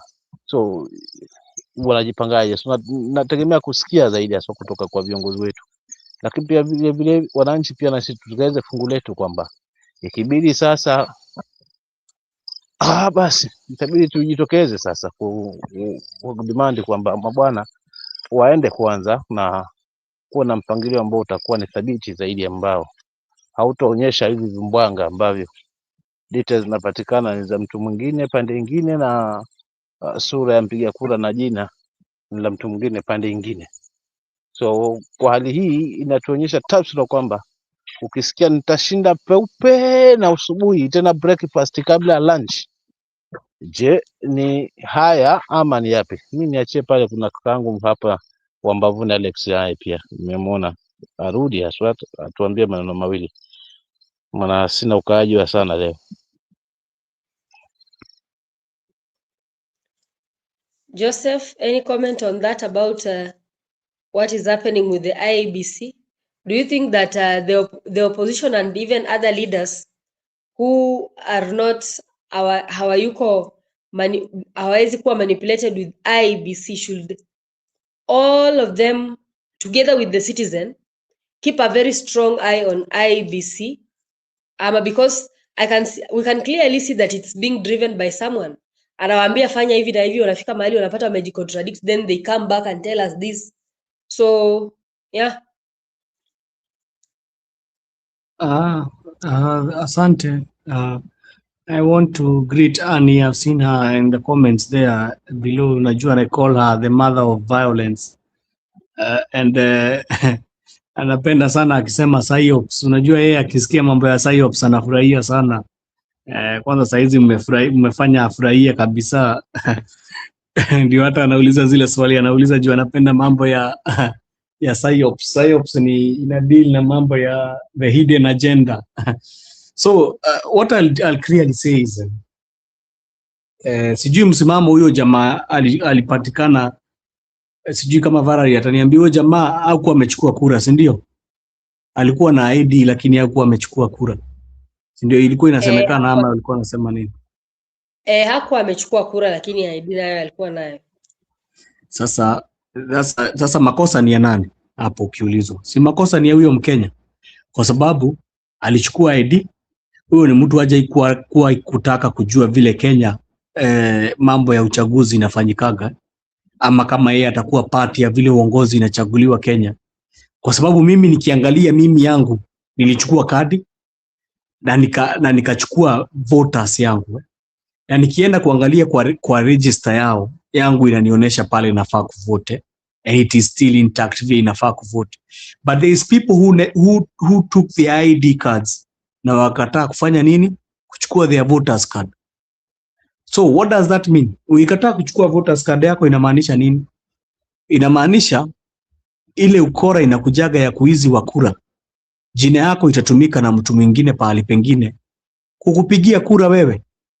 And that is why some of the Gen Z are telling you uchukueni kura, kwa sababu watu walikataa kuchukua kura.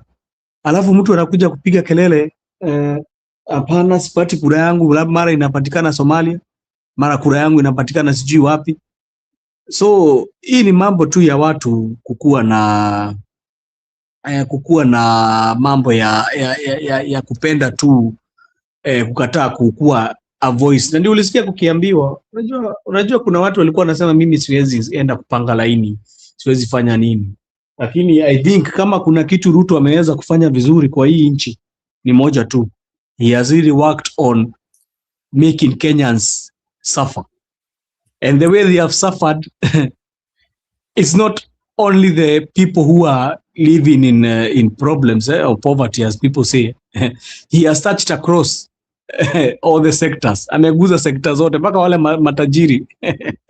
So the people who are saying that they never would walk towards the polling station and make that line na kusimama kupiga kura, they have started now seeing the decision is ours, because if we refuse to do this, I think if we get another 5 years, sijui vile kutafanyika kwetu sisi. And most of them, you know, they work in these civil sectors. Most of them, they work in these government jobs. Na walikuwa wanasema mimi siwezi amka kwenda kupiga. Sasa hata hao wameguzaguzwa na mambo ya kukatwa mshahara zao. Hata imebidi wengine wakasema na kuna wengine vijana walikuwa wamekataa kuchukua kura. Sasa ndio unapata kuna hiyo taswishi. Mtu akienda kuchukua kura unapata kura yako inasomea Marsabit. So ama inasomea mara nyingine unasikia inasomea, hata unapata kuna wengine waliletwa kutoka hizi nchi za nje wakuja wakapatiwa ID yako na inatumika kupiga kura kufanya decision yako. Kwa hivyo kuna mtu anakufanyia decision. So this is a high time kila mtu aende angalie voters card yako. Go and check if you are a registered voter. It's easy. If you cannot see it through the online, go to the polling station. Demand you need to see. There is a polling station which you are supposed to be near you. Go and just if they have that issue, just go and rectify that issue. That is the only thing that can be done. Asidhani kuna leader yote anaweza kusaidia na kurectify ID yako. Who can help you rectify your own ID? You need to rectify it yourself. That's why we say, and people have been taught this lesson and they never hear. Kura yako ni kesho yako. There's those things that were saying that kura yako kesho yako, na kuna wengine mpaka ilikuwa inasema kura yako ni maisha yako. People take these things for granted, my sister. They take it for granted, but right now I think now they are knowing what it means. Kura yako inamaanisha ni maisha yako ya mbeleni. So those are the things they are supposed to do. Somebody needs to go and check in his registered polling station. Me, I've checked mine. I already know, and I'm ready. Pole kama nimeita Annie, mother of, she's my friend. Waga tunajivishana kule chini. So I can see Kip here. Welcome Kip to today's show. Asante. Mi nimekuja tu kupata translation hapa. I need help. Niko na video hapo. I hope Jose don't go. If you can play that, Valerie, that would be very nice. Which? Are you an admin there? Which video?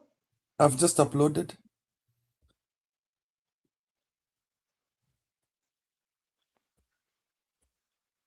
Oh yeah, just Unajua a minute. Kipril mpaka siku hizi anaga salamu. Kipril, you never even greet people. Tutamutoa, tutamushinda, tutamupeleka nyumba, akileta ujinga tutamupiga. Unafikiria ni tunamuogopa? Akiiba kura zetu na tutamtoa. Ngelia si sawa, zote tutamtoa. That's not the one, the other one. Lakini mimi ni tuta siku hizi. Nimeingia tuta. It's this other video here. The kuda gutume rajigua. Kuda gutume. Jona ndara yo rajigua thini wa Mount Kenya. Omenye tiriri, twaingatire muthungu. Okite na mucinga na ibaru. Na twamuingatire na mugambo. Ithue no ithue tware kuona no ithwaya. Twarekeirwo na ngothe nginya nguru. Tukiorwo tugithamio na no ithwaya. Nyandothe nginya ngati gikuyu kaya kiuria mbura tukiana. One time. Kuma muthenya wa umuthi wacemania na mundu kirima ndukamugeithia horo waku. Umugeithie one time. Mugambo ucio niguo tuingatire muthungu naguo. Na mugambo ucio niguo turaingata thirikari ino naguo. Ndaigata turorere. Kongirogira rorere. Ndirenda kuga atiriri. Mababa maitũ maria makomete mangirohuruka thayo maikara thi na muthioyo wa Gachagua makiuga mamunengere othamaki riu ri ihinda riri turaikara thi twita maundu waruma kirima o handu mwaruma muthenya wa umuthi ni nie ndoka nigetha twaranirie na inyue na nigetha tutuike akuiguithania ona tutuike akwira ariyo na arĩithia witũ mababa maitũ ona arĩa tũciaranĩirwo nao ũrĩa tũrona kũhana. Marĩtwa makwa njĩtagwo James wa Njoroge, mũmbũi wa mbare ya Marigũ wa rika rĩa Maina kuma itũra rĩa Kabete, na no kuo ndĩrarũgama gĩtĩ kĩa ũmbunge na kĩama kĩa DCP. One time. Mũthenya wa ũmũthĩ ndĩna ruo rũingĩ ngoro nĩ kuona ũrĩa kĩrĩma kana Mount Kenya kurathie na mbere. Rekei ndimwire twanjie tucokie ikinya rimwe thutha ndimwire horo wa muthea wa Gachagua. Muthea wa Gachagua ri augire no nginyagia bunda igakinyira mbarathi. Bunda ni kinyirite mbarathi no riu bunda irenda kuraga mbarathi. No ndu ucio tutingitikira na nikio twauga ati ta njamba ya ruriri ta gitungati kia kirima no nginyagia twarie tondu ithue tutietigirite undu thiini wa muhuro wa riua gutiri ugakua kuma rocine nginya hwaini. Ithue twetigirite Ngai na thina hatiri undu ungi tukoragwo twetigirite muhuro wa riua na turenda kuga atiriri ni twendeirio guoya ihinda riiganu ona riu ndireragwo ati no nginya join kwaya no ngodi ku join kwaya ngerwo ati ni ngurumirirwo ni Subaru tumai nginya ibaru. Andu thiini wa kirima andu ni moi irionete yo koguo ni tutige kwenderio nginya news cia maheni andu magatuika akubrandi mundu tondu ni marona hena mwihoko. Valerie, translate kutoka hapo alafu tutaendelea. Tuambie. Keep me hata I don't understand, I don't know Kikuyu. Okay, I thought umetuwekea hapo ndio utuambie ama Joseph atuambie. Jumi sijaelewa anything, hata sijasikia anything. Sasa Kipril asalimiagi hata watu. Si mtu kwanza unasalimia watu alafu unakuja tu umeingia na ukaanza kuleta vitu hata tuelewe.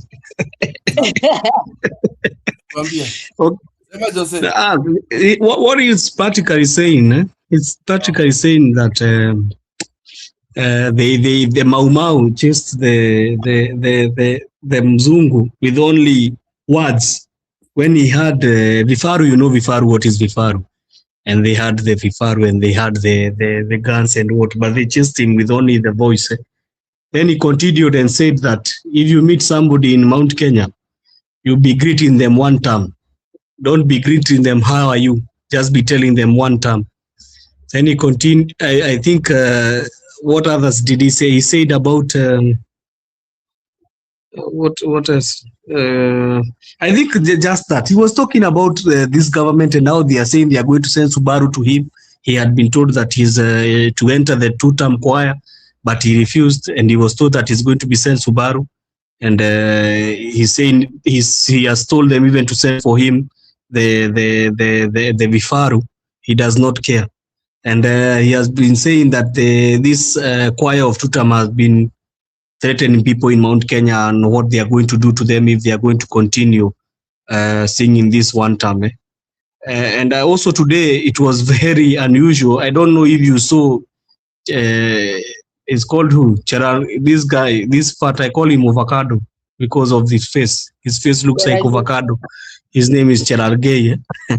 When he was talking and he was insulting, it's called who? This Ishungo was insulting him today. Those are things that I never heard of. I think Ruto is in a mission to what do we call it?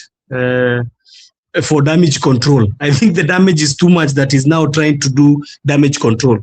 And one of the things that you try to do damage control is you try to now draw the temperatures and see if you can be able to work out with somebody who has been beating you left, right and center. Ni kama tu vile mlikuwa mnaona kuna hii vita mnasema ya mbavu na majembe. When the temperatures are very high, itabidi uende hapa kati ya chini. Ndio. Na nadhani kuna mtu alipigwa hapa kati kwa siasa. I think Ruto alipigwa hapa kati. So ikabidi afikirie, let us come to the drawing table. And just massaged in the wrong place. you know, if there is somebody you are not supposed to be defeating yourself with words, war of words, it's Gachagua. Gachagua, leave him with war of words. He's going to humiliate you, my friend. In terms of war of words, just leave it to him. Even if I was Ruto, I could just keep quiet and let Gachagua talk. But the more he's engaging with him, is the more he's going to be humiliated. Today I heard him, he was being humiliated. That is it today or yesterday? That he's even beating his wife, and he wears even sunglasses at night. So this one I'm telling you, it is zile maapa kati mnaona mabavu walikuwa napigwa. Sasa yeye amepigwa karibu 8. Sijui kama ataadmitiwa Nairobi hospital ama ataenda India. I think he's also beating his wife Kindiki. Yes. So these are the things which are happening, Kipril. I think I've translated. Now you can come in and add your comments. Do you need more of the video ama tuachie hapo? Leo hautaki kuongea. I think it's okay. I think it is okay because unajua jana mimi nilikuja hapa karibu tulimane majembe. It was okay. It was okay. It just means like that. He was talking about that. Nothing much big. It's just about the community and how they are supposed to be together. Wacha nitachia Njeru acheze nyingine. Sasa, Eddie, I'm sorry I did not greet you. Nasema pole. It's been 2 days unakujanga hapo unatisapia kama mwizi usiku. Upendangi unakujanga happy hour. Ingine ya wazee unatorokanga. So it looks like Ruto is going to fire Opiyo Ndaya and Lee Kinyanjui. Anatolewa juzi soon. You cannot steal from him, eh? Wezi iba bila kumtolea, Ruto ni mwizi sugu sana. So I think Opiyo Ndaya's job is on the line. The other thing, what we've been trying to say here for, I think you left the show, both of you, last night. I played a couple of videos before today because guys were focused on Gachagua. I was looking on the other side. I was looking at ODM and I saw wamelalamika bana. Ruth amepiga kelele bana, amesema, what is this bana? We have to do zoning. Traditionally, yeah, Raila was always a bulldozer when it came to election, what do you call it? Pre-election coalition negotiations. ODM usually used to get the bigger cake.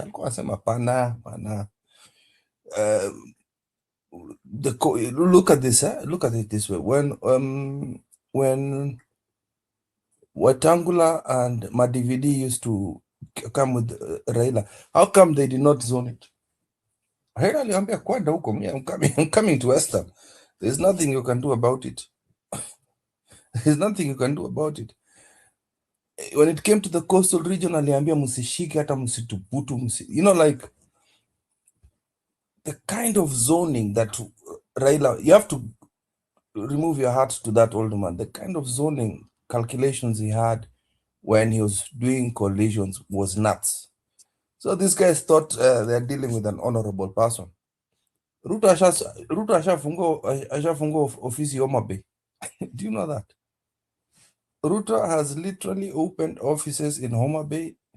Now, you've got to remember, for years, ODM has always been dictatorial when it comes to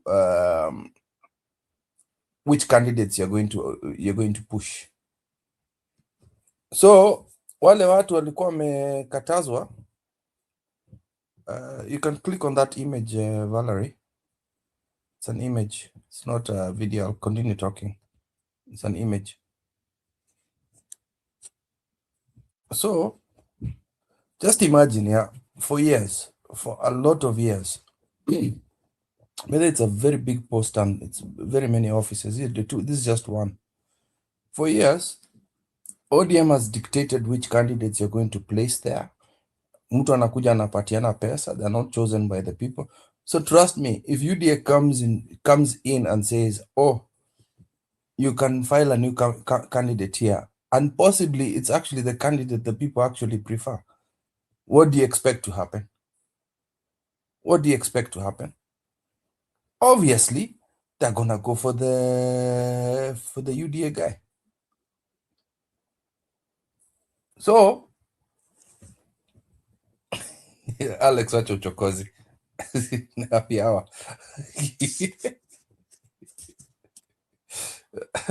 So for me, I think there's a big explosion and landmine that is coming to ODM themselves. They expect to negotiate with Ruto about that. They're expecting to negotiate for deputy president. They are expecting to negotiate half the government. You have nothing. If you have riffles in your own party, what are you coming to the UDA party with? Unakuja na nini? Ruto has other partners he needs to please. So you might as well go and speak to akina Musalia Mudavadi, Ford Kenya people, wengine wenye wanabaki huko sasa. What are you telling me? And then he can come and encroach and steal. I am telling you, Nyanza is going to be UDA. Nyanza is going to be UDA. Let me correct myself. Luo Nyanza is going to be UDA. While Ruto is encroaching into Luo Nyanza, I can tell you that Kipsigis and the Kipsigis people, by the way, especially the ones in Bomet, are very, very close to the Kisis. We are very close. So Matiang being there, I'll tell you the truth. We will follow Kipsigis wanaweza fuata Matiang. That's what I can tell you as a fact. So candidates are already being posted in Kipsigis region. I will just check out the next picture there. One which is in red. There's one in red here. That one. So Kipsigis are we're being targeted by the Jubilee party, and trust me, there's a lot of unrest with the Kipsigis community, both Bomet and Kericho, and we will vote. They will vote for any other party, even tukikuja hapa na yetu hapa PLP. They will come for us. But these guys are very close to Matiang, so it's a very good move. It's a great move for Jubilee to be there if the person who's coming to sell is going to be Matiang'i. And trust me, these people will follow him. Remember, Bomet was a county that had its own party. Chama cha Mashinani, Ruto came and swallowed it. Isaac Ruto was almost beaten up if he had not followed. But you cannot bulldoze someone like Matiang. So there's a lot of, while Ruto is trying to unpangua things the other side, hata sisi tukuje tu unpangua huko pia. We come and terrorize him on this other side.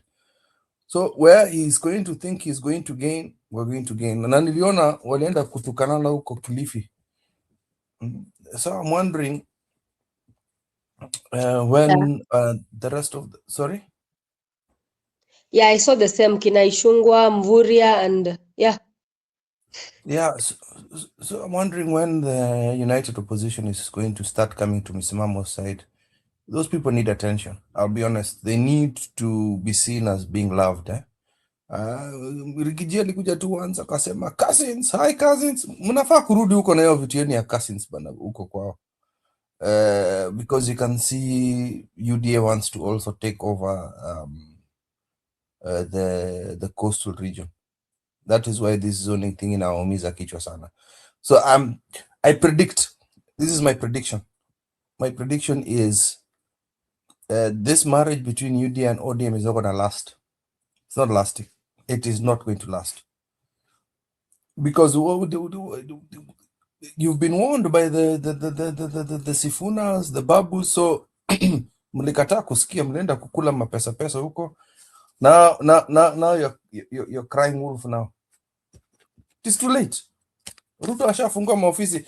Let me ask you a question, both of you. Do you think Ruto is going to listen to them? To listen to what? Is Ruto going to listen to these people at we have to zone these areas? Unafikiria Ruto atafunga ofisi au?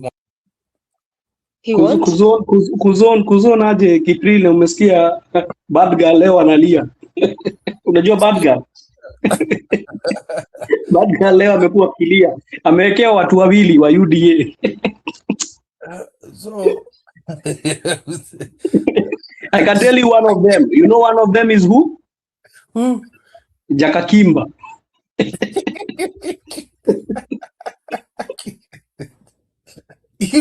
ODM is dead. I'll tell you, after years, let me tell you, you can remove the image. After years of ODM terrorizing the people of Nyanza, saying that, oh, you can only take this candidate. It's the Odinga family who's going to decide for you who's going to be candidate A, B, and C, or Metoa Pesa A,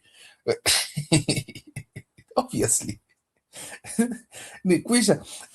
Finally, before my brother Alex comes in, the person that Sifuna went to meet is none other than a political mechanic called Muhisa Kitui, who is part of opposition. Ruto is atagongwa na mabom mingi sana. It's just the most prominent bomb is actually Gachagua. But this guy is going to be hit from all over the place. So yeah, I'll stop there and let brother Alex aseme yake. Tutasalamiana hapo kwa sababu nimeambiwa nina tabia mbaya. Na karibu hapi hawa. Thank you, Bundi. Welcome. Yeah, asante Vale and Joseph Msimamo, keep nimekutafuta umenikosa kabisa. Ndaendelea tu kukutafuta.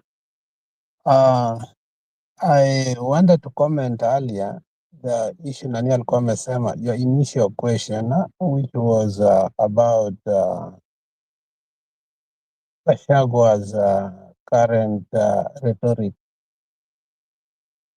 I thank God for Gachagua. Gachagua is a national treasure. I will always come here and say that. Whether people hate me, like me, and I think I've come to the conclusion that Gachagua is that one man we may not like, but we cannot live without.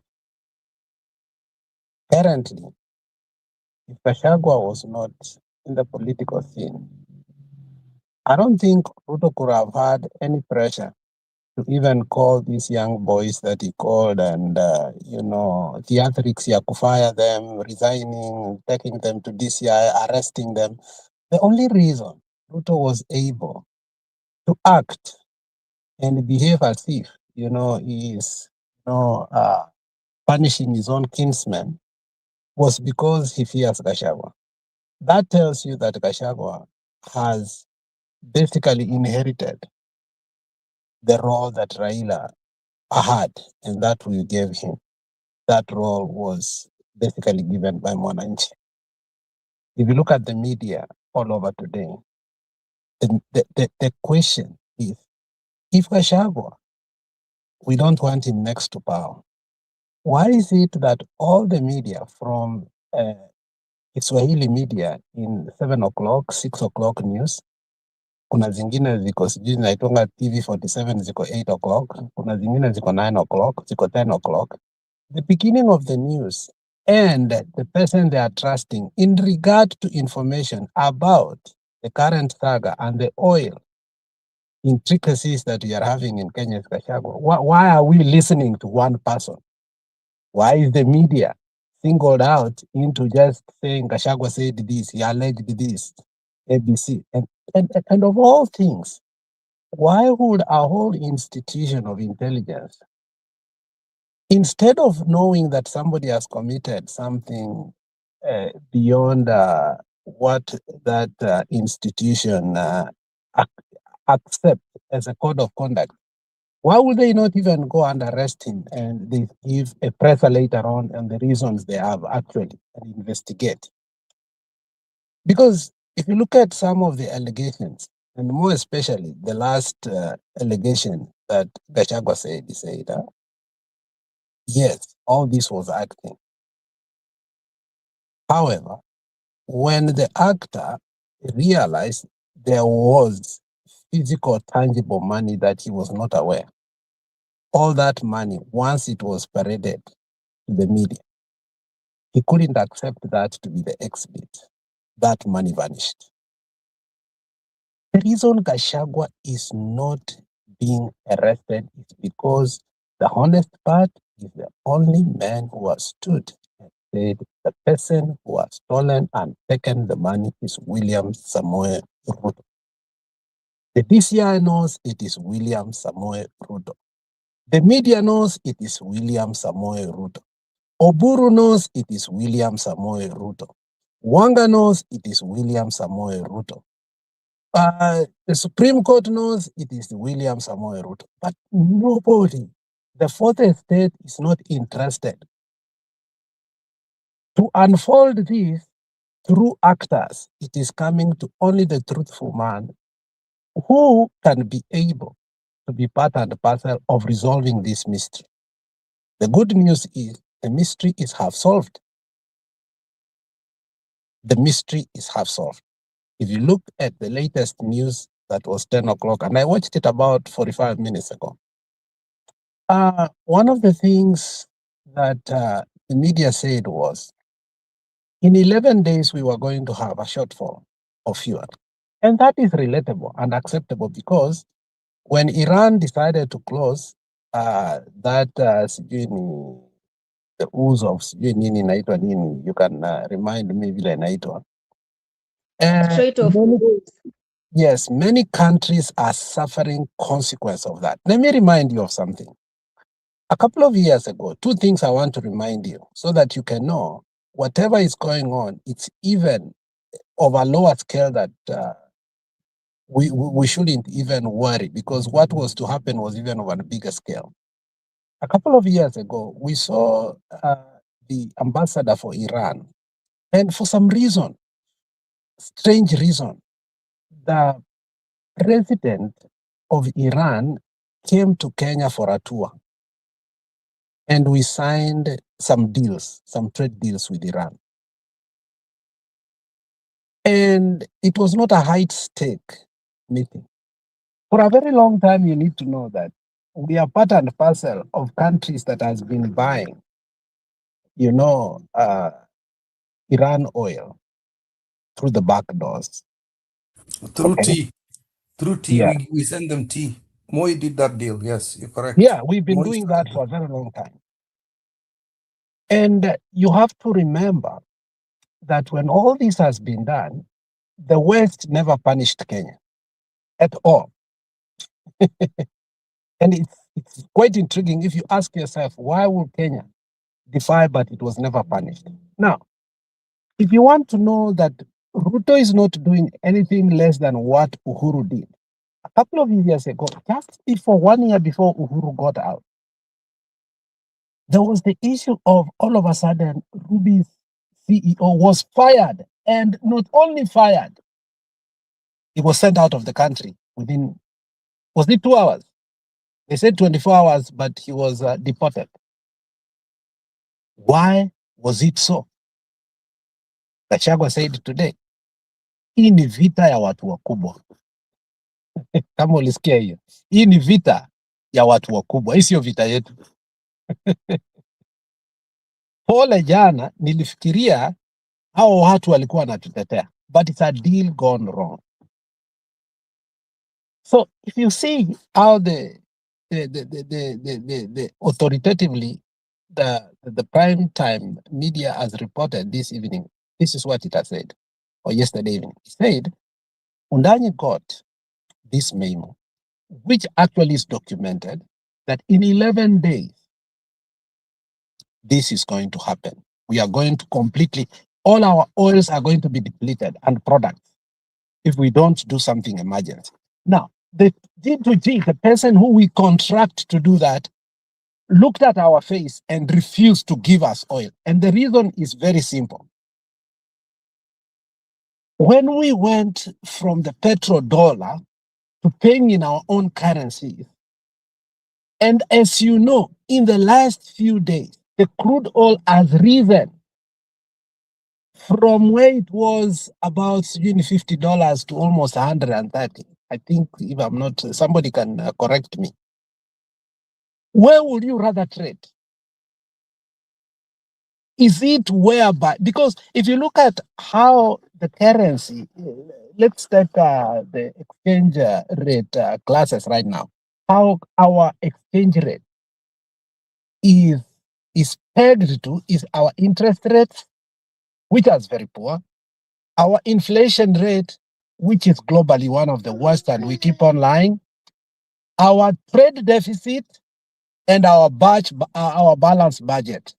There are 5 indicators that help for our currency to be a little bit more morbid for us to compete on a global level. So if we want to do G2G with a foreign country, we will be on a losing end because of our inflation rate, because of our trade deficit, our balance, budget deficit, so on and so forth, and because also of our interest rate, most especially pegged on the demand of our money on a global basis. Nobody wants, as Joseph said earlier, nobody wants Kenyan shillings to be in their pocket when they are traveling out of the country. As soon as you get to the JKIA, you want dollars, not even the British pound, including people like people who live in Europe. The moment they rather have a euro, or they would rather have what? Either euro or what? A dollar. So when we are lied to that you can do that buying oil using our currency on a global basis, it is good, it can be two-way. There are times it can be good. There are times it can be bad. But most of the time, it will be bad. Now, there are exceptions. Let us not demolish or make G2G programs to be like it's never happened. If you look at how Nigeria approached the G2G, and I want you to Google and understand how it worked better than us. First of all, the previous government worked with Dangote to form what was called the Dangote refinery. For a very long time, Nigeria did not have their own refinery. We had our own oil refinery. We gave it to Uganda. By the way, if you don't know, we gave it to Uganda. Okay? And we said it is too old, we cannot use it. Okay? Now, but Nigeria realized their oil shortage which was endemic, must be solved whether they like it or not, because the population was shooting, the population explosion was going too far. And if they could not curb that with an alarming state, it was going to be a downfall of a nation because of the foreign energy dependence. Yet they were selling crude oil, one of the finest oil that BP and Shell, the best oil in the world, is found in the Delta. Best of the best. If you want to know, if you drive a car, you need to know that you need to fuel in BP and Shell because it is invigorated. Usiweke hizi vitu za Waarabu ambayo ni kama kupika na kuni na kupika na masaku, hii vitu ya mahindi yenye imekauka. That's the difference, yeah, oil. So Nigeria has one of the best. So when Dangote built the refinery, that was actually sponsored and also financed somehow by the government, but also Dangote invested in it. Then Dangote, once he finished the refinery, he started doing G2G program, which was he was basically selling oil in nairas to the Nigerian government, which worked so well for the Nigerians. So our Kasongo thinks that we are at that level or that power, we can do that. So he brought it as a conduit of business manipulation to continue that which yeye na Uhuru were fighting over rubies when Keter was the minister for what? For energy. This Ministry of Energy, if you look at its historicity, you need to come up and understand yourself. For a very long time in Kenya, one of the longest serving minister for energy was Nicholas Biwott, who basically owned Kenol and Mobile. Okay. Until today, I think the Biwott, maybe if they have sold the stake after his death, Biwott had almost a monopoly of the oil business in our country. Kenol was his. You know that. Now, when Raila politically, he became bankrupt after running for president in 1997. He merged and they formed New Kano. What people do not understand is he was offered many ministries, but he said no. But he took one ministry, and that was the Ministry of Energy. Under it, they were able to revamp. And what many people did not know, Ajib Oil Company, which essentially was the Odinga's family company, started vanishing in Kenya. At that particular time, Raila was becoming an international trader in one way or the other, and we didn't know. What Raila did was, when Olusegun Obasanjo was elected the president of, when Nani died, the former the president was the one that was killed with prostitute, the general that was, what was his name? I've forgotten. In Nigeria, Olusegun Obasanjo took over. When you took over, Olusegun Obasanjo wanted to make money indirectly. He brought Ajit from Kenya and went to where? To Nigeria. So Ajib gas stations that we used to see, if you remember Ajib gas station, they never died. They just shifted their base from Kenya to Nigeria. And they co-opted it under a different name with Olusegun Obasanjo, and they became partners with Olusegun Obasanjo. And until today, that company is very strong. And Raila became part and parcel of the oil cartels. Remember, even at some point, the governor of Migori, Ochilo, was a minister for energy. In a very short time, there were a lot of corruption allegations when Ochilo Yako was there. When Ochilo Yako came out of that ministry, the guy was filthy wealthy, not even just rich, wealthy. The same can be said with Keter. You know that very well. Keter could not even be given a nomination to run for governor because Ruto feared him so much after becoming a minister for energy. In fact, when everybody was fired were Ruto in the previous government, Keter was left untouched. Keter was left untouched. So this Ministry of Energy is one of the most lucrative energy, apart from the Ministry of Agriculture, which has many parastatal, and there also maybe the Ministry of Finance. The Ministry of Energy is one that the president uses as a conduit, not only to enrich himself, but to run all his businesses as a politician. If you look why he's selling Kenya Pipeline, KenGen, KPLC, also on and so forth, look at every other parastatal in the Ministry of Energy. From the windmills, look at every other, and I want you to Google and see how many parastatal we have in Kenya, because they are documented, the parastatal under the Ministry of Energy. And you ask yourself, is that how powerful the Ministry of Energy is? So when Gachagua comes out and says, hii ni vita ya watu wakubwa, sio vita yenu, hii mnafikiria ni mchezo. So Gachagua is part and parcel of that vita. So he understands it better. So, and that is why even the DCI, with all its powers, understands kuwa, you know what, hapa tutaambia to the president ukweli kabisa, hizi vita yenu sisi hatutaingilia, because tukiingilia, internally, we know the nation will fall. The moment tutaingilia hii vita and the Ministry of Energy become politicized, our economy is gone. Our economy is gone. So the fact that all this went on, but Undanyi was brave enough still to sign something, and that is why even Ruto doesn't know how to actually fire him, because Undanyi said this, instead of us, because that the only ship that was allowed to pass the place that Iran has closed is the only was the ship that brought the oil to Kenya.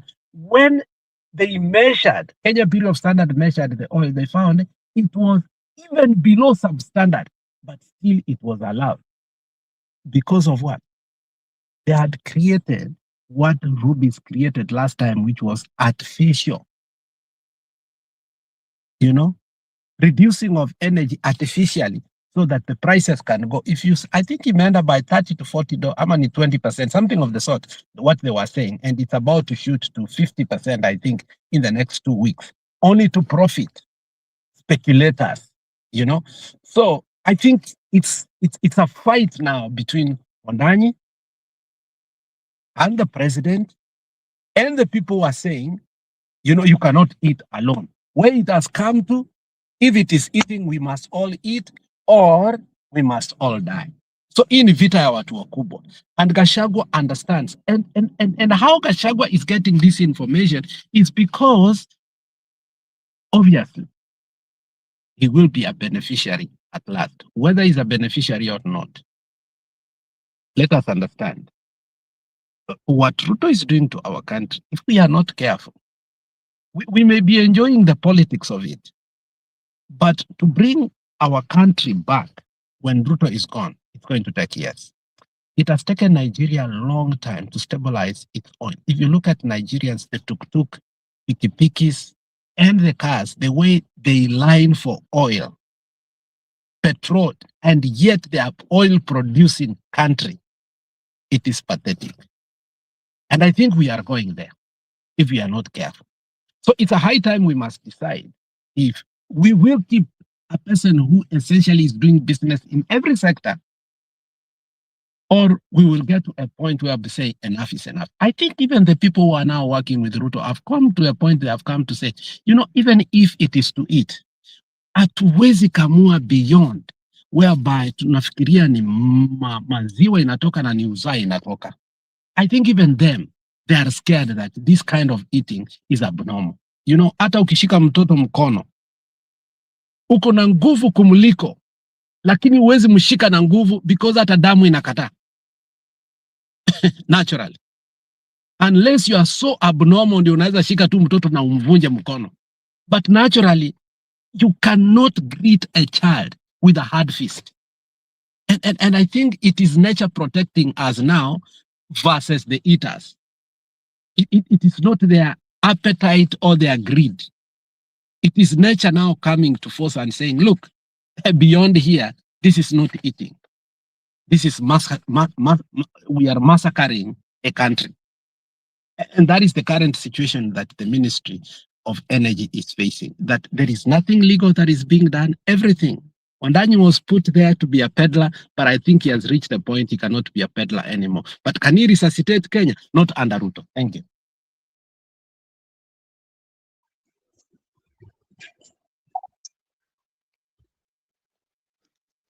Oh, thank you, Bundi.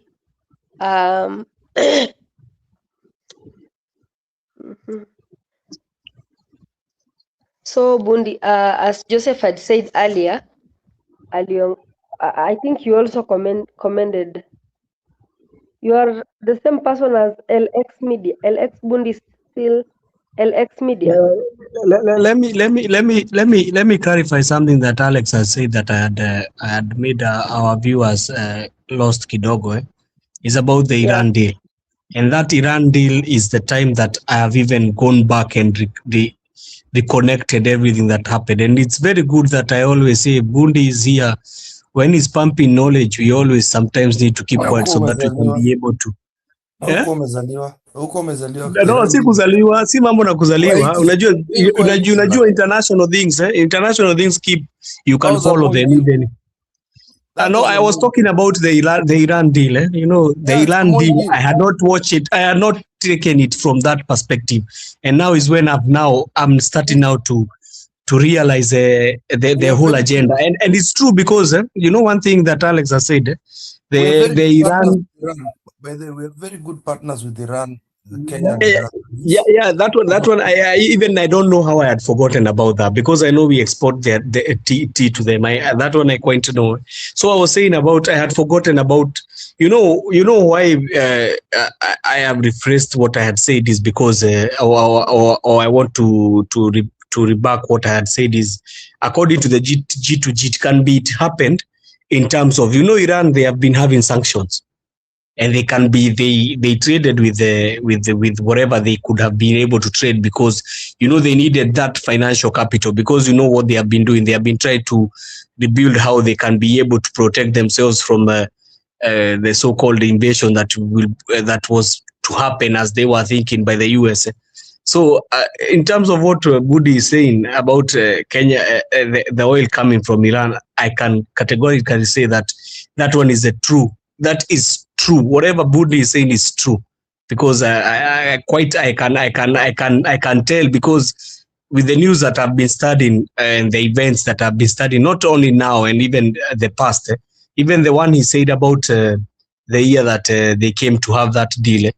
And after that, you saw that kumekuwa na issue even as far as last year, because last year also the US, they tried to bomb the nuclear facility. So kulianza kuwa na hizo maissue. But to finish up, vile Budi amesema, this is fight for the people who are top there. This is not even our fight. They are fighting themselves. The problem is they always hurt us, but this is a fight of the people who are there. Wale watu unasikia they are dealing with these deals. Wako wameingia kwa hizi deals. That is their fight. But now the problem is we are the ones who always get hurt in all this mess. So I wanted to clarify that. Sorry, Kipri.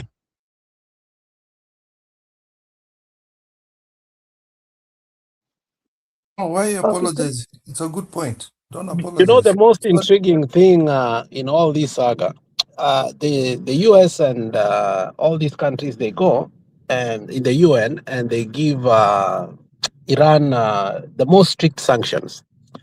They go create consortiums and blind companies like Rubis. Rubis basically a French government company that contracts with Iran, but to do deals the oil, bypassing the sanctions. Did you guys know that? So they go to the UN, wanachezanga akili na sisi, that they have put. Remember even oil for food deal UN, whereby coffee was the head, where we ended up knowing that kumbe mtoto wake, some of the companies that were for oil for food were companies za mtoto wa Kofi Annan. So sometimes we look at international theater, tunafikiria these sanctions do work. They really don't work. Ask yourself, how are we really importing oil from Iran openly when sanctions were the most strict? Because Obama gave, under the inspection of the nuclear site, one of the things was the most strict trade with oil. But Kenya imported oil from Iran openly. We were never penalized. Why? Because the French will veto when it comes to do what? Affecting businesses that were taking money directly to France. And this Ruby company, the moment Ruto understood that he's not going to benefit out of it, they had a fallout with the former minister for energy, who was personally his friend. Remember how he became a minister for energy? He basically took him from the seat of a senator of Kericho. And there was a by-election whereby Cheriot now became. How did Cheriot become? Nobody died. After the election of 2013, if you remember very well, the person that Ruto trusted most than any other person was Keter. More than Murkomen, more than any other person. He put him in that ministry so that they could build and eat together. But Keter ended up having loyalty to the president. Now, the issue of rubies come in. Unaelewa? And Ruto was so bitter that alikuwa ametendewa. So the moment he became the president, the first directive he gave is the G2G. So he was to face off the old money and put the new money into there. And to his credit, let me tell you, Ruto has made the former dealers of oil paupers right now. If you were running your business under overdrafts and government loans, today, bankrupt. All forms of bankrupt, Chapter 5, Chapter 7, and whatever. That's what Ruto did to them. Thank you. Sasa Barari umepewa history. I think now you're being given everything you needed to know. I think he has given you everything. There is nothing that he has said there which is wrong. Everything that he's saying there is right. Because even that one he has just concluded with is what happens. And I think also Budi needed also to add something to about Ruto is a very cunning man. He said that this G2G is done by Saudi Arabia when he clearly knew that he's doing an illegal thing. So this is the Ruto we have. Kipri. I want Alex Bundi and Joseph to see something. Hebu tuone hiki kitu kidogo nimekuwekea. It's only 2 seconds. Okay. It's 2 seconds.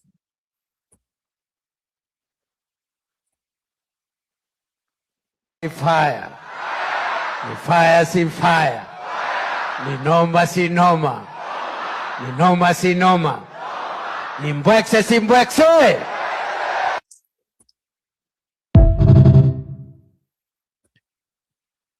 Alex, kwani Ruto anachapa bibi zake wote? That man looks defeated, man. Kindiki looks completely defeated. He just looks like he's on the way out. This reminds me of the image of Bomas, where Raila, the first real handshake, the word handshake came in when Raila and Uhuru walienda kusalamiana wakakuja kuongea hapa Bomas, and you could see Ruto was visibly angry. He didn't even know why he was in that event. This was before alianza kuzurura. You could see Ruto was like, what the hell, bana? I have worked with stealing this election for 2017, and this is what this guy has been planning to do all again. So it's the same with Kindiki. Kindiki is out of the door. Kindiki, I don't even think, if I was Kindiki, I would even stop campaigning for Ruto. I'll be honest with you. Because you're not getting that seat. Stop. Just stop. Finish your tenure. start. Let me tell you what he should start doing is start rebuilding his relationships with the people in the mountain. And I'm not even talking about the Mwananchi. He should start rebuilding his relation. Even if Ruto steals 2027, I'm just telling Kindiki, you need to rebuild your relationship with people that you upset, and this is the best time. You know, Kipril, Yeah. can I add something on what you're saying? Sorry for cutting you short. No, go ahead. You know, when you saw Ruto coming, getting angry in that Bomas, it did not start there. Let me tell you where it started. You see where Budi has said that Keter was made a minister of energy. And after he was made a minister of energy, as Ruto was thinking that he's going to be able to support him and be able to do all these cartels with Ruto, he ganged up against him and started supporting Uhuru Kenyatta. And you have heard even he was not done anything. And let me tell you where this war started. This war started, I don't know if you remember the time Uhuru went to Kasarani in a place where they had the Corino, service. I don't know if you remember that, Kipre. There was our Corino service which was held in Kasarani.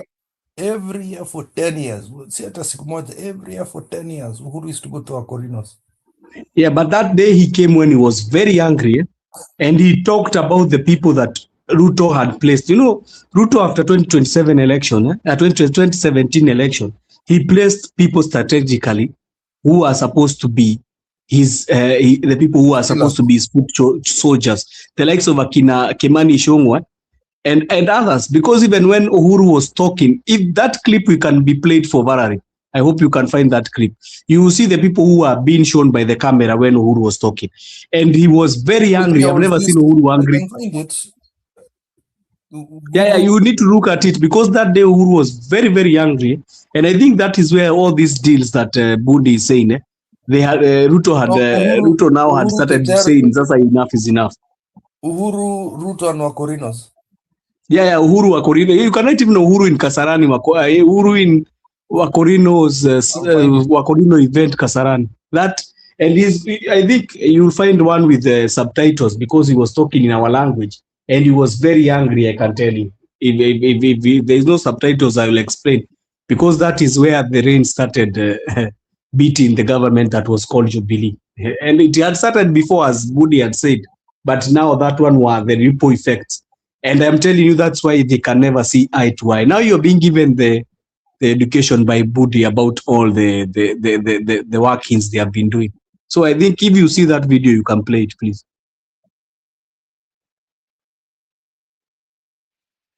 This was 6 years ago. It was 6 years ago. It was a time, I think, after elections had just happened. It was around there, 2018. There, I found it. I have found it. Let me download it and then upload it. It's going to take me about a minute. Exactly. Okay, Varari.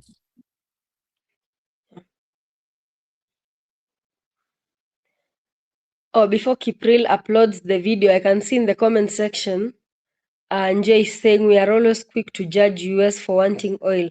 Iran has been at war with the US for 47 years through their proxies. How about all the US soldiers have killed through land mines in the Middle East countries? Is Bundi still in the house?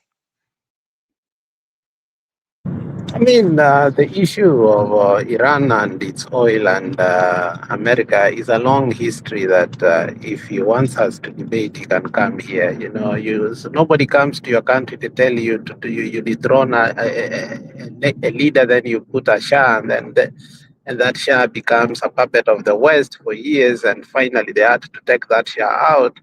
And what they got was a bad deal, obviously, until recently. But you rather have your own deal than a puppet of the West. I mean, whether US wants oil or not, that is them because they're building their economy. So we were talking about what happened in the Ministry of Energy in regard to the current saga and how, you know, your initial question was, you know, why are they not arresting this guy?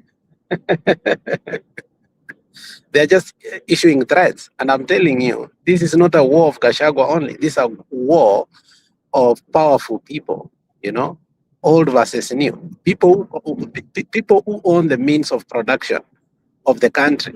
At any moment, when they start fighting, we will bleed. So, and Ruto is playing politics with it. And Gachagua also is playing politics with it. But at the helm of it, Gachagua is saying the truth. Ruto doesn't know what to do now. So I was answering your question. But if we want to talk about Iran and US oil, that will be a totally different topic that we shouldn't even involve Kenya. Kenya has nothing to do with it. Kenya is just a proxy that French companies have used for years to trade with either Iraq, Iran, and countries that have been sanctioned, so that they can, the very countries who go to the Security Council and vote and give sanctions to Iran and Iraq are the very companies that go out and form blind companies who actually benefit the same governments in one way or the other. So it doesn't make any sense. So you are told not to trade with Iran openly, okay? But their companies are put in your soil, but then they are given a freelance to do what? To do trade. And even they are protected under the sanctions again. So what's all about those sanctions? So in the end of the day, we end up buying oil from countries that openly that sell oil so expensive, and or we buy oil so cheap from Iran, but then again when it gets to our country, it is sold to us on a global basis on that petrodollar. So in one way or the other, I think if oil is sold by Iran cheaper, and which is actually good oil, I hear that oil that comes from Iran is obviously of good quality. I have heard that. No country that, because India basically, the whole of India, if you saw news last 2 weeks that vehicles are lining in India, and India is a subcontinental country. The whole in India is having fuel shortage. Why? Because they depend. And also China, Bundi. Also China. Yeah, China has a lot of reserves. That's the good thing. But India was caught up unaware, unfortunately. So they are digging deeper in their pocket. But the good thing about India is that while they buy that oil from Iran cheaper, they have regulations like IPA that you cannot sell it under, the global market if they bought it cheaper from Iran.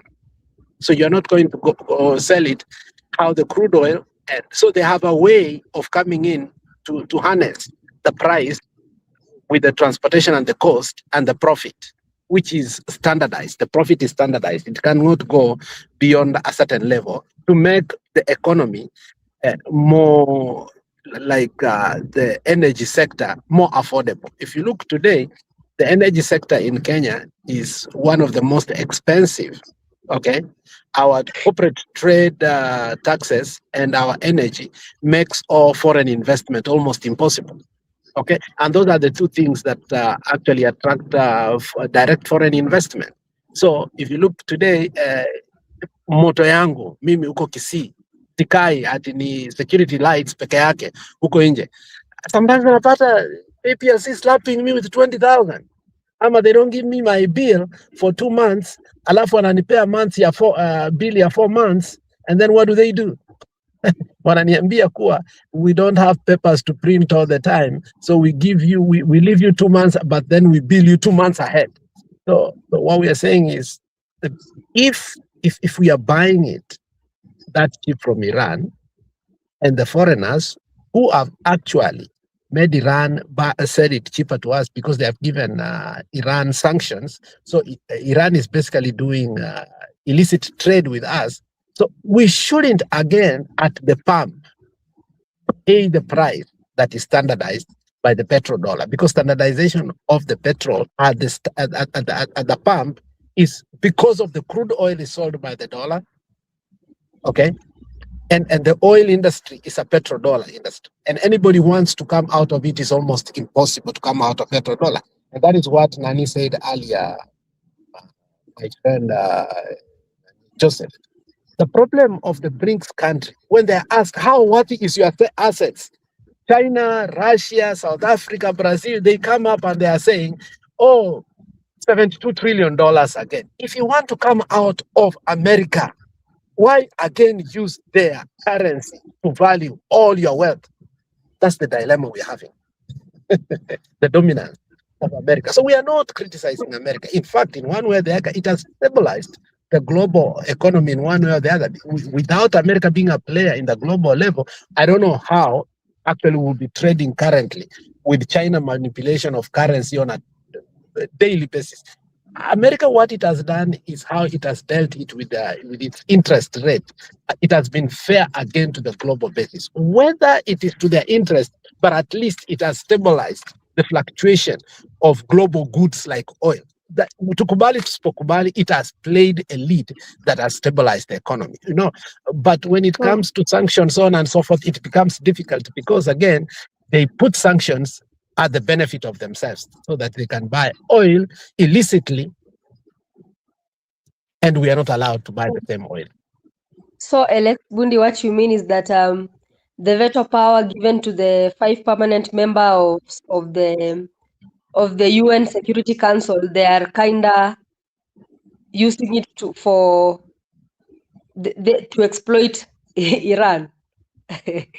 Oh, they exploited Iraq for look, go back into papers. In one of the things that Kofi Annan, in his final days, in fact, he became from a hero to a villain. Look at how the oil for food deal became.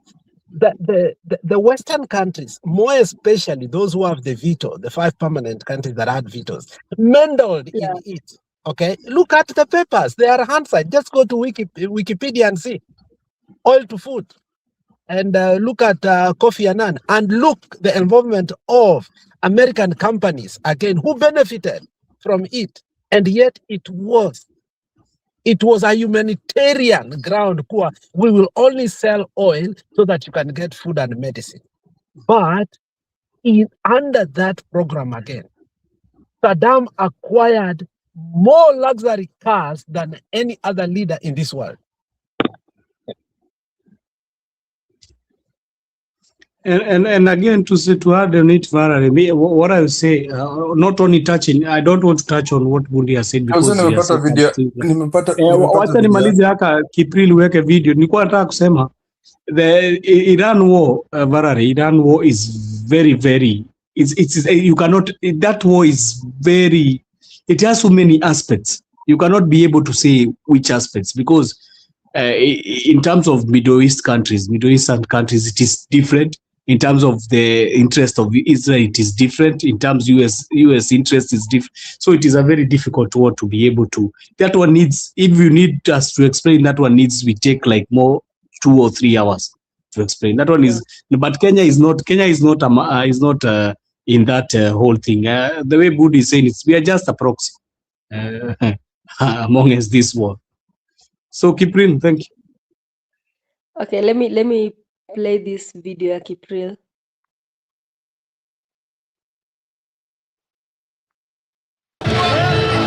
The Akorino Annual National Prayer Day at the Kasarani Gymnasium. What was to be a divine assembly quickly turned to President Uhuru Kenyatta's arena to address a perceived revolt that has for months been tormenting in his central Kenya backyard. His numerous attempts to stop what he terms early 2022 campaigns by his deputy William Ruto and lawmakers allied to him hitting a snag. Kenyatta angrily turning his guns on the pro-Ruto brigade from his central Kenya backyard.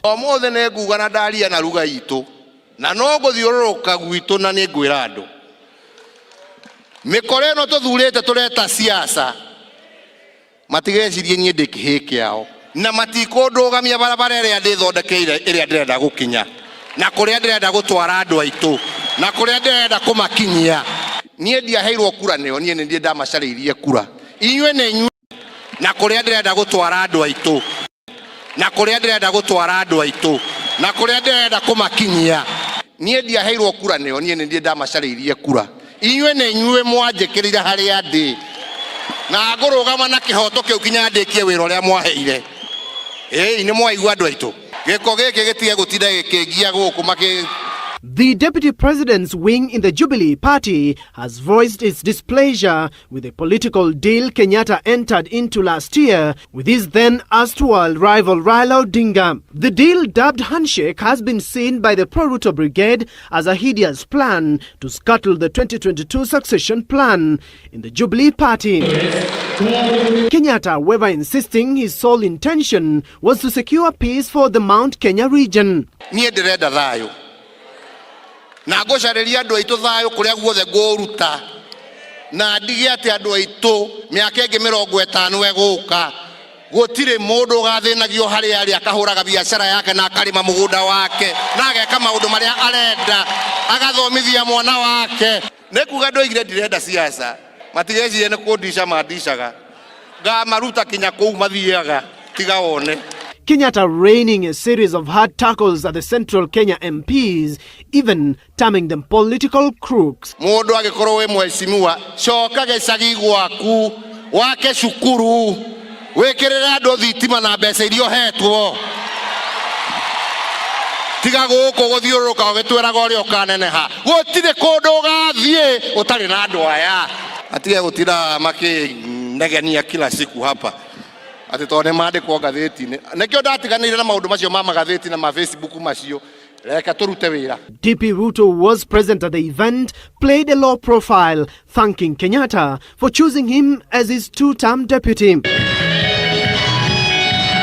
Nairobi Governor Mike Sonko also accompanied the president to Kasarani, reigniting the succession debate, calling for a referendum that will extend Kenyatta's term beyond 2022. His remarks coming at the backdrop of calls by ODM for the president to name his successor. Kazi ambayo ulianzisha ya kuwapatanisha Wakenya.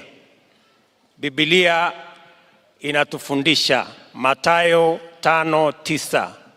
Heri wapatanishi kwa sababu wataitwa wana wa Mungu. Mimi naomba rais kwa ile referendum kama ni ya ukweli, yeye bado ni kijana, ni miaka 56, ajiuzulu akiwa na miaka 60. Tuongezee rais term moja nyingine, Kenya iende mbele. Hii reli iweze kuisha, ifike Kisumu, hata iende mpaka Nyeri, iende kila mahali mpaka Lamu. Lazima rais uongezewe term nyingine. Kenyatta's outburst likely to shift the country's political discussion, with high-octane politics expected to dominate in coming weeks. Stephen Leto, Citizen TV, Nairobi. Ebu play the second one very quickly. The second one. Let me say something that he said. You see, I think it is. Trust me on this one. Trust me. Okay. Trust me. It's going to be 2 seconds. Body language, by definition, is a type of non-verbal communication in which physical behavior, as opposed to words, are used to express or convey information. This includes facial expressions, body posture, gestures, eye movement, touch, and use of space. Now, during Wednesday's unveiling of the BBI task force recommendations, there was debate on social media platforms about the body language between President Kenyatta and his deputy Ruto, with some claiming their initial chemistry is no longer there and that DP Ruto gave a picture of a disturbed man. Or was he? Duncan Haemba has revised the images captured in trying to establish whether indeed the DP was not at ease. Take a look. It was at this juncture during the 5-hour BBI event at the Bomas of Kenya that some people began paying keen attention at what might have been going on at the main dais. The event's master of ceremony, Junet Mohammed, had responded to concerns raised by Garissa Township lawmaker Eden Duale, a comment that left the president in stitches. But for his deputy, clearly there was nothing to smile about. Shida ambayo iko kwa serikali ya Jubilee hiyo watatatua kando yao. Sisi hatuko ndani. Hiyo ni yao hiyo.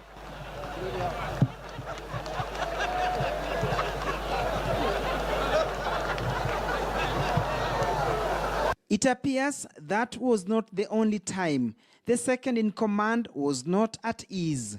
On numerous occasions, the DP appeared buried in thoughts as speaker after speaker gave their remarks. Ordinarily, when in his element, William Ruto is always in jovial mood. While seated with the president, they are always seen in constant chat, but at the Bomas of Kenya on Wednesday, things appeared different. For instance, at this point, when everybody on the dais applauded, Ruto was in another world. At some point, when Kakamega Governor Ambetsa Oparanya made his remarks, while the president seemed to enjoy what was being said, his deputy was captured, asking Oparanya to wind up his talk. Earlier on, when President Uhuru Kenyatta arrived at Bomas, he was quickly ushered into a holding room for a final chit-chat with ODM leader Raila Odinga, and the door was closed, locking out the DP as presidential security detail remained hawk-eyed. Why and how this happened still remains a mystery. Could this be what Duale was referring to? You should not allow a section of the leadership and bureaucrats to sabotage and divide this country. They are in the civil service, they are in the political class. Perhaps telltale signs that the two are now reading from different scripts was on the just concluded keep. Yeah, you can continue, Joseph. I just wanted you to see where our country started going to shit. Look at the facial expression of a man who was coming for revenge. Just una hiyo sura zake tu. Yeah. That's why I did not even want to interrupt. I just wanted to tell you, even Citizen was very generous with words. You know what Uhuru was telling Ruto? Not Ruto. He was telling those Akina Ishungwa. He was calling them thugs, but Citizen was not putting that name. He was calling them Mikora. Mikora means thugs. So he was calling them thugs. So I'm telling you, this thing started before, and Alex had come here and told you. Deals went so high. This cannot be at it was personal. This one means it is interest that went far. But I don't know if Alex has something to add on that, because I was trying to show you where it began and now how it came to be. Until now we have the revenge, and the revenge mission will never end. Now Alex was explaining about the petrol stations and how Ruto did when he entered the presidency. So you can see all these things there. Like the pattern we are seeing it from that time. Alex, I think you can add something.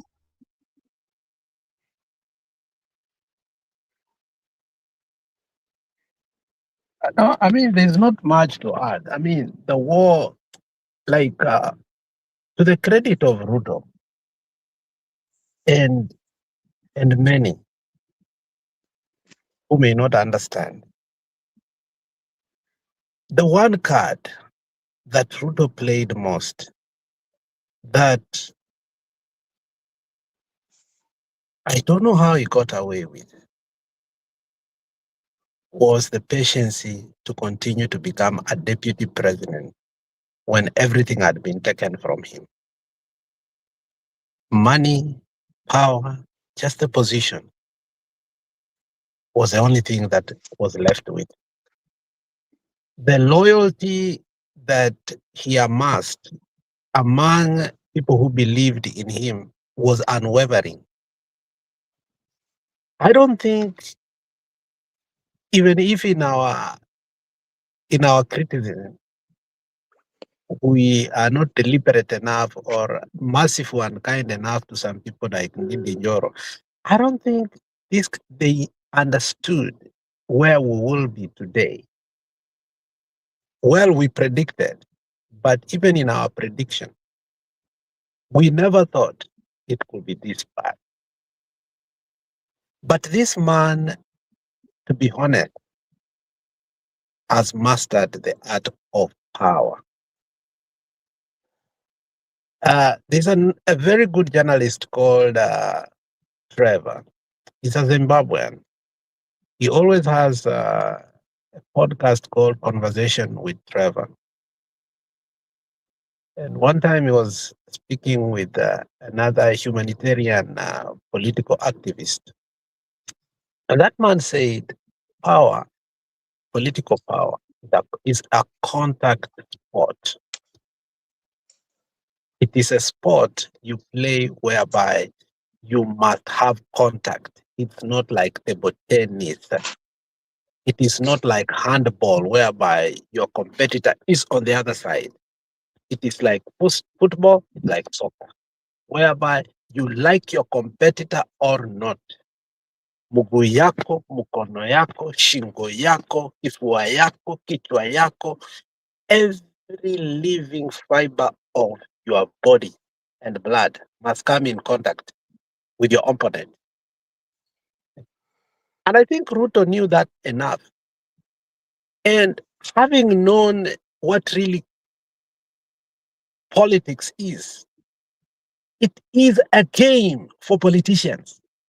It is not a do and die. They can always change teams as our best players, who today could be playing in our best team, and when they get a good deal on the other side, they go play there. And Ruto was at some point, did not have a team, did not have a cheering crowd, but somehow, from bootstrap, he started his own football club. The problem with that, he trained Gachagua how to do that, spot on, from bootstrap with nothing. So that's the only problem he did. Unaelewa? And that's why Gachagua is a pain in the ass with him. And we know Machiavelli politics in Atuambianga, when you come to power, obvious. And I think I've come to believe this. Tuseme ukweli kabisa, if keep today you are my best friend, if I become a president, lazima ni kunyonge. Because when you utaniletea shida, I have come to know that I will not leave you if I want to survive. We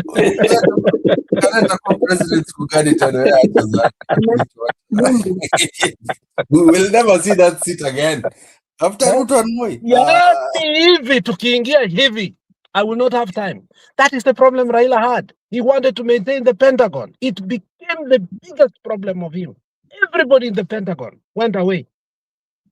And Raila had the worst problem. Ruto never learned from it. Kibaki never learned from it. Uhuru never learned from it. Come again, hold on, come again. That's a very good point. But let me tell you, the man called Ruto learned it late, but did it with precision. He took Raila off. The man learned late, but he did it with precision. Everybody has suspicion. Because even the other day, Gachagua is in Luoland and anawaambia, Jeneza, mtu alienda na private jet, lakini akarudi na public jet. You know, I listened to the whole speech and anaambia, nyinyi Wajaluo. You know how many times he said, nyinyi Wajaluo nawaambia. You know, I was like, and they're listening. People calling them, nyinyi Wajaluo nawaambia. Unajua, when you know you are a Luo na mtu out of the Luo, nyinyi Wajaluo. You know, it's like sometimes I come here, I wound people like nasema, unajua nyinyi Wakikuyu, unajua watu wengine wanasikiaga vibaya sana. And I know what I'm doing because Gachagua is fond of doing that. Na nyinyi Wakale nyinyi nawaambia, na nyinyi Wajaluo nawaambia. He knows how to do that. Unaelewa? So I think Ruto understood power. When you look at that clip, the humility of Ruto, the patience of Ruto, the frustrations of Ruto, even in that room, mahali wakorino, mahali amesomewa, tena anakuja nasema, thank you for choosing me as your second term, nini. I am like, Ruto understood where he wanted. And that is why I believe that wacheni kucheza na Ruto. Ni mimi nimewaambia, hii mchezo mnafanya na Ruto, mnafikiria Ruto ni mjinga. Ruto, we undermined the guy for a very long time. We can no longer undermine the guy at all. It is at your risk. Mnakuja kudanganywa kuwa, oh, it is good for us to have democratic parties. Why has Ruto not allowed that in his area? Why? Because he doesn't take a chance. He will never take a chance. He doesn't tolerate nonsense. He will allow you to tolerate that nonsense. But you look at that room, now Corino, it tells you a man who was waiting for power patiently. You look at that room whereby, you know what Sonko said, it is not only Sonko who said it. I want you to bring clips here. Atuoli said it several times. Wacha kuweka Sonko peke yake kusema you are still young. Hiyo ya Sonko is low. Nataka uweke hiyo na unataka uweke ya Muhozi Museveni, saying Uhuru is a very good man. He has led Kenya very well. If I was him, the only mistake he wants to do, I don't know if you have seen that. So Uhuru also had a plan to extend his regime. You remember, even Martha Karua, every time alikuwa anaenda kwa interview, alikuwa anasema, amalize miaka yake 10 aende. If you remember, that was a mantra in Martha Karua's mouth. Every time she went for an interview, amalize yake 10 aende. Hata watu wa Central wakaanza in a contagious way, wakachukua hiyo ugonjwa na hao wakaanza kusema 10 yako toka uende, atukutaki. Anne was the mother of people ambao walikuwa nasema amalize 10 yake aende, atumutaki. And my political sweetheart akachukua hiyo ugonjwa. But Ruto's humility and patience is what, when you look there and you remember this is a man who wanted to become a president. I wish Gachagua could have taken that demeanor. But Gachagua cannot. He has a totally different demeanor. Ruto tried. Give him credit for that.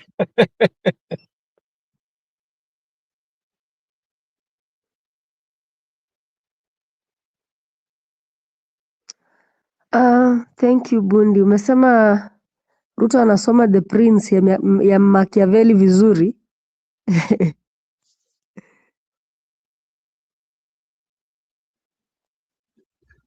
Yeah, Machiavelli politics is very simple. Yeah. It is very simple, and you must apply it with precision. Your friend must die at the moment you take power, or else you will not have peace. Yeah. Like if you're destroying your enemy, destroy them completely, because they might come back for you at some point.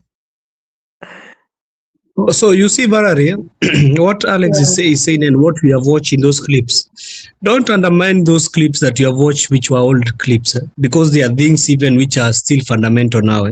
Because if you look at what Alex told you, Ruto is somehow like a dictator in terms of the political party's era. You know, he is a person who has been taught politics and has undergone politics through a party which was only a one-party state, and continuing, he knows how to grip the power, to hold grip on power, and it means that you need to kill all these parties, and that is what you can see. I have been telling keep up at a bad girl Mili leo amekuwa clear that hata UDA imeweka watu wawili aspirants in Suba North.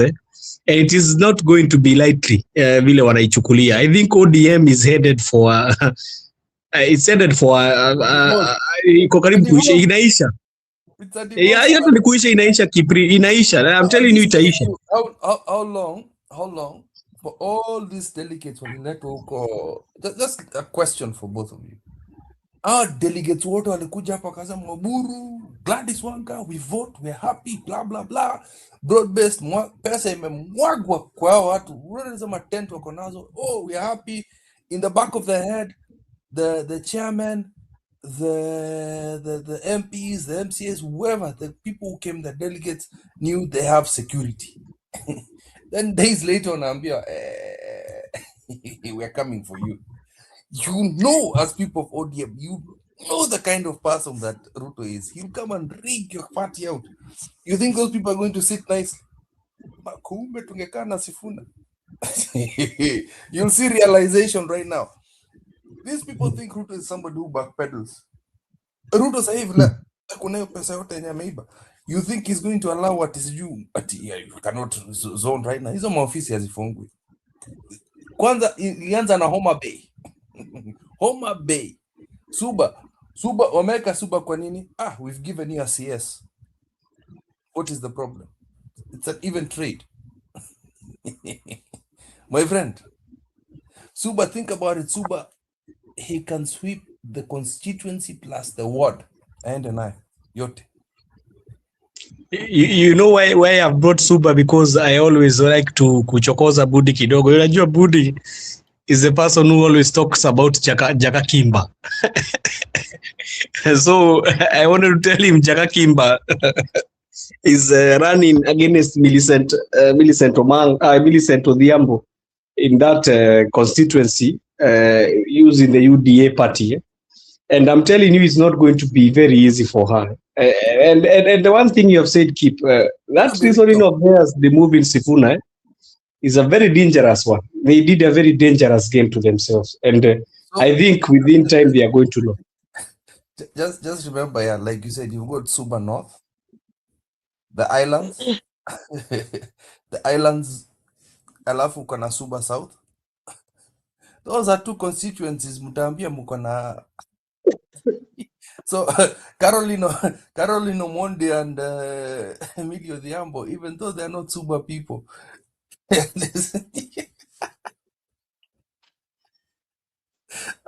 mean, I do not keep kwa sababu ya, even it is not a laughing matter, because you know that guy called Karori Omondi.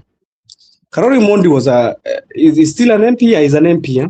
You know, Karori Omondi has been a person who has been able to finance most of ODM campaigns. He even came live and said how much money he has been able to use, or he has used in Raila Odinga's campaigns, and in ODM. It's not only Raila, because if you are funding that money to the party, it means you are funding ODM.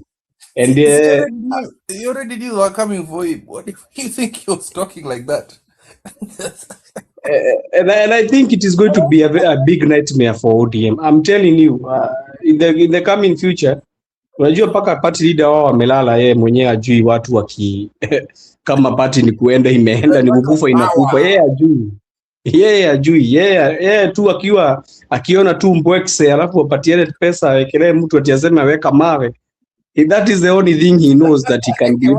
And I'm telling you, his brother was very wise. He knew he cannot give him the power.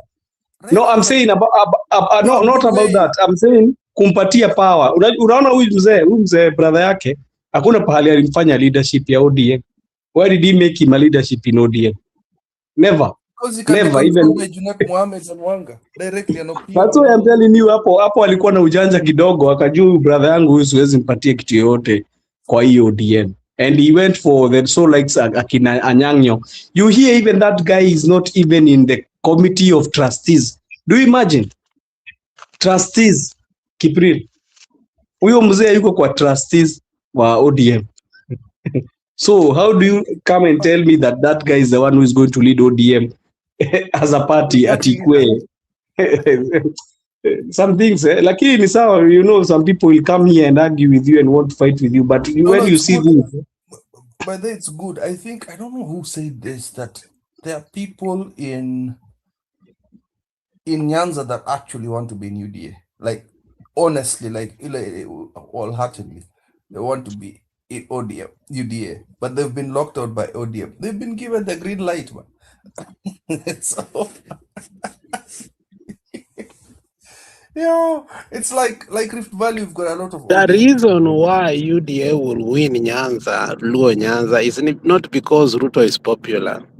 If people like Kapodo Kaluma are going to continue to behave this way, Gladys Wanga, you know, kijana wa Ongorowere, all these people working at Atandi, you know, see how Atandi made a U-turn in Muhoroni. Okay? When he was speaking for months, Ruto Odinga has been telling them that you'll be short-changed when they were talking about zoning is minimum. There is no conversation about that. If there's an alternative to punish these people, because these people are going to receive direct nomination from ODM, because of the sycophancy. And and and and to punish them, the the electors can even vote UDA just to punish them and weaken them. So I don't know if the ODM understand that it's no longer even a regional party. Now they fear, they used to say that it's a national party. It's a continental party. It's you Limpopo, you which river. No, Limpopo. Yeah, now it was Nyando and Yala. Now it has stopped being Nyando and Yala. Now it's they are protecting. So let me tell you, I doubt even if they still, if hiyo ni Luo Nyanza nasema, and even if there will be zoning, okay, still they are not going to win Mombasa gubernatorial. Take it to the bank. Maybe Kwale, but Mombasa imeshaenda. If Mungaro continues to be in ODM, maybe for Kilifi, he might, 50-50, depending how this Mwanamuke ata behave. I don't even think right now she's not on top of the ticket the way she used to be next to Ruto, so she might not be chosen. The probability of ODM losing massively in Kakamega, because they've never won in Bungoma, Trans Nzoia, they never won. So predominantly in Vihiga and Kakamega kabisa. So if you look at Kakamega, the coast, it is gone.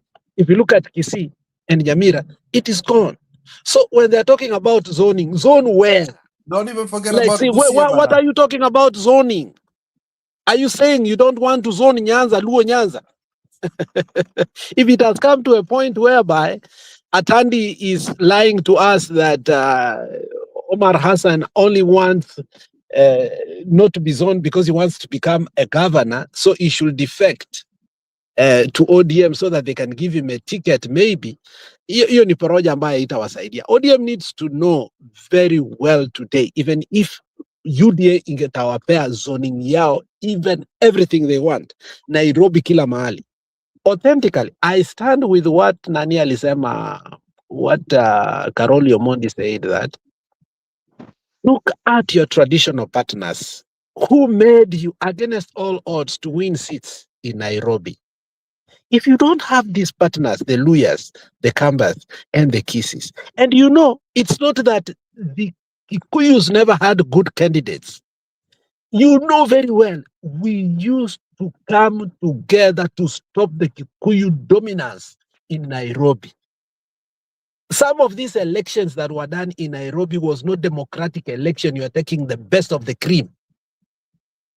We used to fear the dominance of Kikuyus in Nairobi. And therefore, what we did is we make sure that we face them out.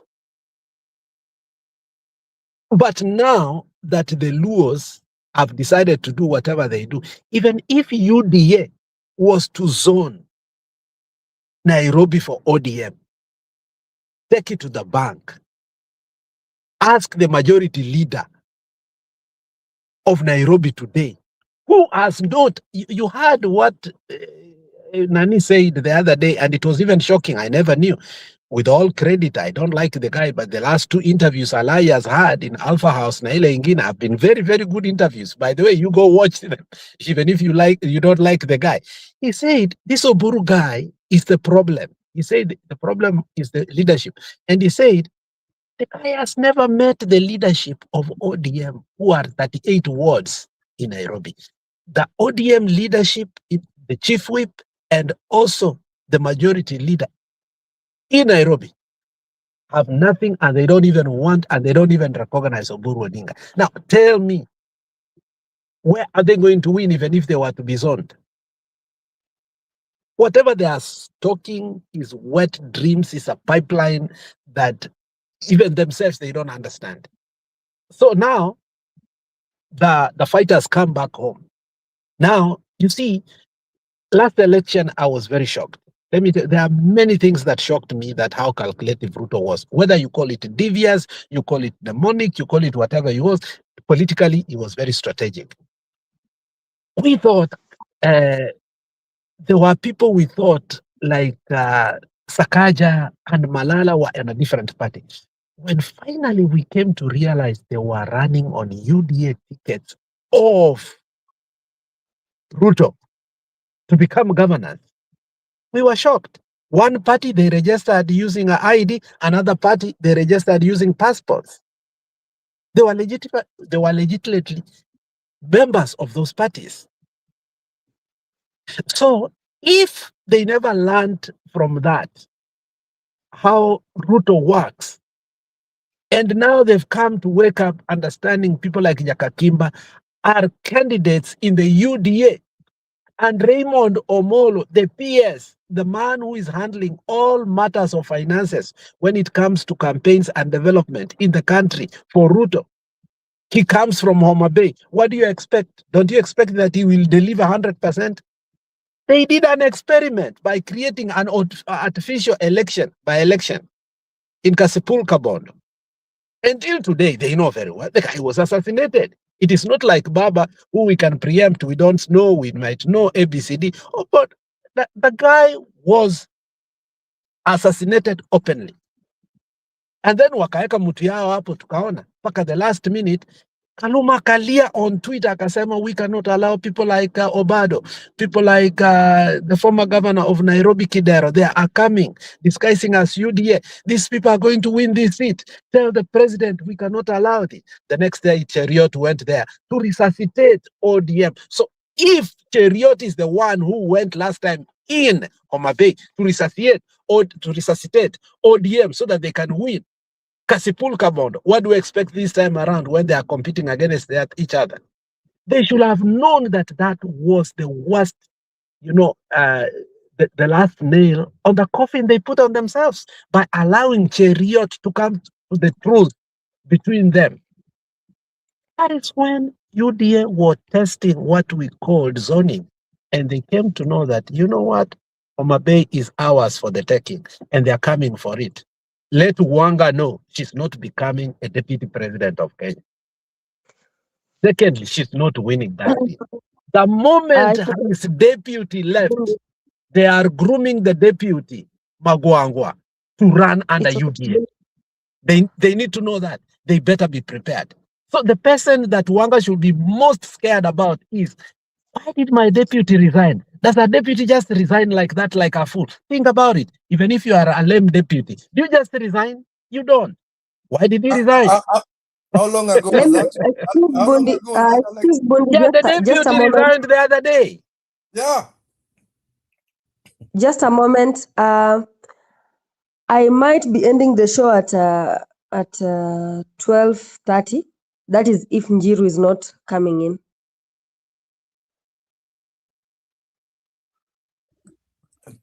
12:30 Kenyan time, Mama? Any time, Sibado, like 4 minutes. I have like 4 minutes remaining. Oh, okay. But Alex has not talked about Jakakimba. No, I like Alex when he talks about Jakakimba. I like when he says about Jakakimba. Let's finish that story then close. ODM is in dogs.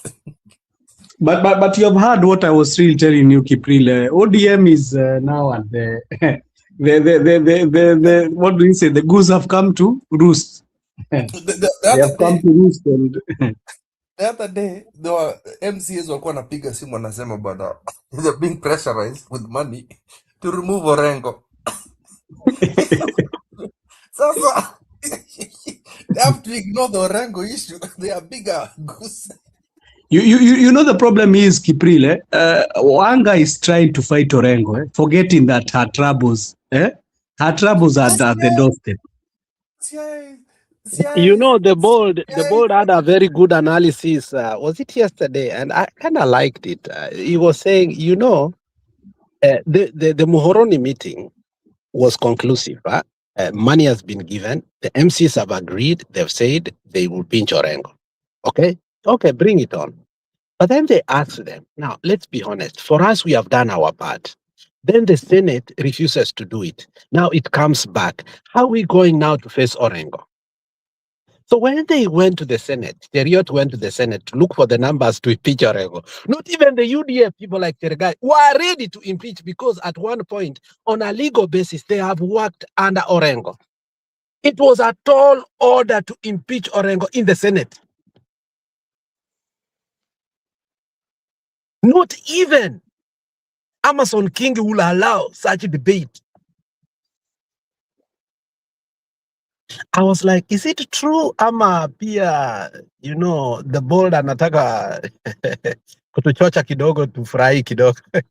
But, then while keep on listening, I had a lot of sense from him that, look, social capital ambayo the man Orengo has,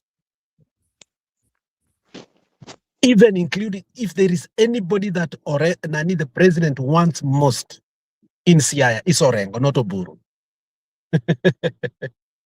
So the president is patient. Look at what you did, Alex. Ruto just barely 2 weeks ago alikuja hapa development in Siaya. Orengo's like, wewe kuja tu ni sawa. It's okay, you can come. Ruto come, takupatia shimi yako, but bado ni one tap. Lakini Kipril, kuna kitu Alex anijibu. What about Jakakimba? How is he seeing Jakakimba? Because that guy, I think he might make Millie Odhiambo cry. Alex. No, Jakakimba will never win against the bad girl. The bad girl has her own aura. Let me tell you, if you want to know that the bad girl can detonate the men to vote for him, just weka muziki tu ya Ohangla kwa stage, and she just comes with her own style. Yeah, even older men marinate. I'm sorry, guys. It's time. Valerie, when the discussion is very sweet. It's time. We will continue tomorrow with the discussion. 15 minutes. Not unless you will hold for Njiru and wait for him. No, Njiru will never come. Even Njiru anakuanga hapa na anatu disappoint. Njiru tunangojea kweli. Even when he's here, he will go sleep and leave us. Hi, it's okay. You lala vizuri. Thank you. We kept company you today, and thanks for the job you're doing to Kenyans. We appreciate you. Keep doing it. God bless you, Valerie. Valerie, we didn't say this. You are a hot mess today. Man, you came dressed up. Wow. Ulitoka date ama? Alex, Alex is a hot grandfather. Commented about it earlier the show. You don't remember people saying Remboli loaded, you look cute, prepossessing, ravishing. Alex is a hot grandfather. I second it. Bundi vane, wacha nilale. Okay, sawa.